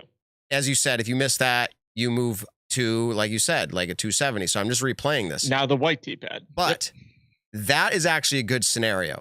Like, I feel like you can still throw that in and it would be considered an ace if someone was playing that white layout. But like, that's still throw-inable pretty often for the pro level. Not pretty often, but often enough where they could save par. I mean, you say that, but at the same time, did a single person save par that way last year at the MVP Open? No. I mean, that's what I mean. You're talking about the best players in the world. We're forced with that. And some of them, it's funny because this happened to me because karma sucks sometimes. I saw someone on their U-disc take a 6 on hole 8. And I thought to myself, how the heck do you take a 6 on hole 8? And I'm thinking, I'm a local guy. If I miss it from the gold tee pad, I usually put it on the green from the white tee pad more often than not. And then what do you know? The next round, I go ahead and I take a 6 on it. And to be honest, like that, karma sucks. But at the same time, like that was a challenge. Like that was mentally, and it was also really mentally frustrating because it's like, holy crap, I just took a 6 on that when normally like people are 2ing it, people are 3ing it. Someone who 3-putted from inside the circle is still taking a better score than me. And I honestly, I think that hole is one of the best drop zones in all of disc golf that I played. And the same thing with 14 now, to where you go from the gold tee pad. If you're OB, you go from the blue tee pad, which is a much easier shot, but it's still difficult. And then if you miss that, you go to the original drop zone, which is like a little overstable putter toss, right? Or sidearm zone or something like that. So okay, so Maple Hill, great drop zone. Yeah, we're on the same page. World's horrible drop zones. Okay, we're on a similar page, but I will lend credit a little bit to the long jump putt drop zones. There's a few of those I like. I do feel like generally hole 18 at Mulligan's there, I kind of like it because that's an aggressive, like you can go for it and get it, but it's aggressive. And if you mess up, you're probably getting double bogey. So I kind of like the risk reward. It's kind of like you're probably going to get your bogey, but if you really want it, you can go get your par. Doesn't Ledgestone? Ledgestone has a similar one, the water clear shot. It's another short par 3. 17. Okay. Yep. Yeah. Towards the end there. Reed Friskier always skips it off the water. Yeah. I'm not sure if it's jump puttable. It might be. I don't remember if it is jump puttable or not, but I know it is a shorter drop zone. You can throw it in, but I think that hole is a little easier to where if you go from the drop zone, you're probably fouring it. I think that one's kind of a little less risk reward. Hole 18 at Mulligan's was kind of a weird hole in the sense of like I liked the hole, but I disliked it at the same time because 5 feet short of the basket was OB. Right. And I think that was kind of frustrating. Like I don't like OB that close to a basket. I think that was kind of annoying because it would have made that drop zone putt better. So that hole's kind of weird, but I do get what you're saying. And then like that kind of like wow factor of it of hole 18, people would argue that at Mulligan's, that it was a good drop zone. I think it was an okay one. I don't think it was the What about the fort? What about the fort? Hole 16, Paige Pierce sinks it from like 75 feet. Like that's amazing. See, I don't like that because she threw it OB multiple times on that hole and saved par every single time. How many other people did that? How many other people did that? A lot. I saw it multiple times from MPO players. Okay. Like I 200 people in the field. How many people did it? You know, I think, I guess, dude, if you take the 209 people, I bet you 30+%. All right, Statmando. Statmando. Yeah, check it out. Seriously though, it was like, dude, I played on a card where 3 of us hit it in a row. Like it was insane. The first round, we all went OB long, and then 3 of us in a row hit the drop zone putt. Wow. Not to say they weren't insanely good putts. They were, believe me, they were awesome putts. But at the same time, it's like every single round, come on, like at least penalize me a little bit more for going OB. Like the blue tee pad on that hole. No one got to see it. If you walked by it, there's a sick tee pad. Okay. You could have shortened it by like maybe 80 feet and you would have had a killer good drop zone to where it was still difficult to make that island. And I think that makes that hole in a sense more fun because now there's that much more pressure of landing inbounds. And then if you don't, you still have, I would say, kind of a badass shot to, get it on the island. I think 18 at Mulligan's, the drop zone should have been a shorter shot, but still had to carry the water. Like that's just me personally. I think short par 3s, it's really hard to put a good drop zone, especially when you have them to where like hole 18 at Mulligan's, you got OB 5 feet from the basket. Like holes like that, it's tough. But yeah. Interesting. We've never had a conversation on drop zones, so that was kind of fun. We didn't even come fully prepared, if you couldn't tell. But Nick, heck no. I do appreciate your perspective, especially being at Worlds and playing some of these larger courses. Like you said, Maple has a lot of good ones, and I've played those. I like the chance to be able to save par with a great throw. That is where I'm at with drop zones. Give me the chance. Make it hard, but give me the chance. I don't like it when it's automatic punishment. You have no ability to get par. I don't like that. I'm not saying it's wrong. I'm just saying I don't like that. Do you like hole 1 at Maple? Do you like that drop zone for the gold layout? It's the one right on the backside of the pond, right? Because I never use it. No, I'm kidding. Yeah. we're talking for pro someone- level. We're talking because pro you level. Pro level We're layout. talking pro level. I'm saying, but for you personally, like No, you for me cannot personally, reach, I no. cannot. For me personally, I as an cannot AM reach- player, yeah. no, as an AM player, I don't love it. I'm used to it saying, all right, it is what it is. Get my 5, my bogey, and walk away. But as a pro level player, they have a chance from there to put it in the mouth of the green and possibly get their par. They do have a chance. Exactly. They have a chance, and that takes elite level distance. And I think for pro layouts, Yes. I think that's kind of how it needs to be. Yes. But Yeah. I think that's where disc golf, in a sense, that these championship level courses, these gold level courses, whatever you want to call them, they do need to kind of cater more to the top players, not the top players in the world, the touring players of the world, rather than kind of like the everyday local playing an event. Because I think hole 1 Maple, that drop zone is good for every single layout. Like, I think it's awesome for blues, for diamonds. Well, yeah, it's kind of the same thing for diamonds and golds, but I think that's a great drop zone to where it's a really big struggle to get your par, and you're probably not going to get your par, but like, it's still hard to get your bogey, which I like. I like that because I messed up my tee shot, and there are 100 different ways where I could have played my tee shot safe, but I decided to go over the water to try to bite off that extra 50, 60, 70 feet of distance or whatever. And then now I'm penalized for it. Now I'm struggling to save my par or even get a bogey. Like, I think the risk reward factor needs to be greater in disc golf, because there's too many times where you see it to where, let's just take OB in general. Now we're dropping the drop zone conversation just really quick. There are so many par 3s that I've played to where if you go OB long in the basket, you walk in, you take your meter, you're only 15 feet from the basket, and now you're, pretty much, let's say, dropping a par. So I think there's just not enough risk reward. I think there needs to be a little bit more. Yeah. But yeah. My last words on it, because I was just rethinking through hole 14, another iconic hole at Maple Hill, over the water the whole way. And you were asking me what I thought about that. And I'm going to end by saying, because I'm not saying that everything needs to be easy. By I would say moving down to the blue or where the FPO plays from still does give them a chance at par. It does. It does. I guess my point is saying I don't like holes where it takes it away. Like, let's say move that basket 700 feet away. Well, nobody has a chance if you have to throw your third shot. No. Yeah.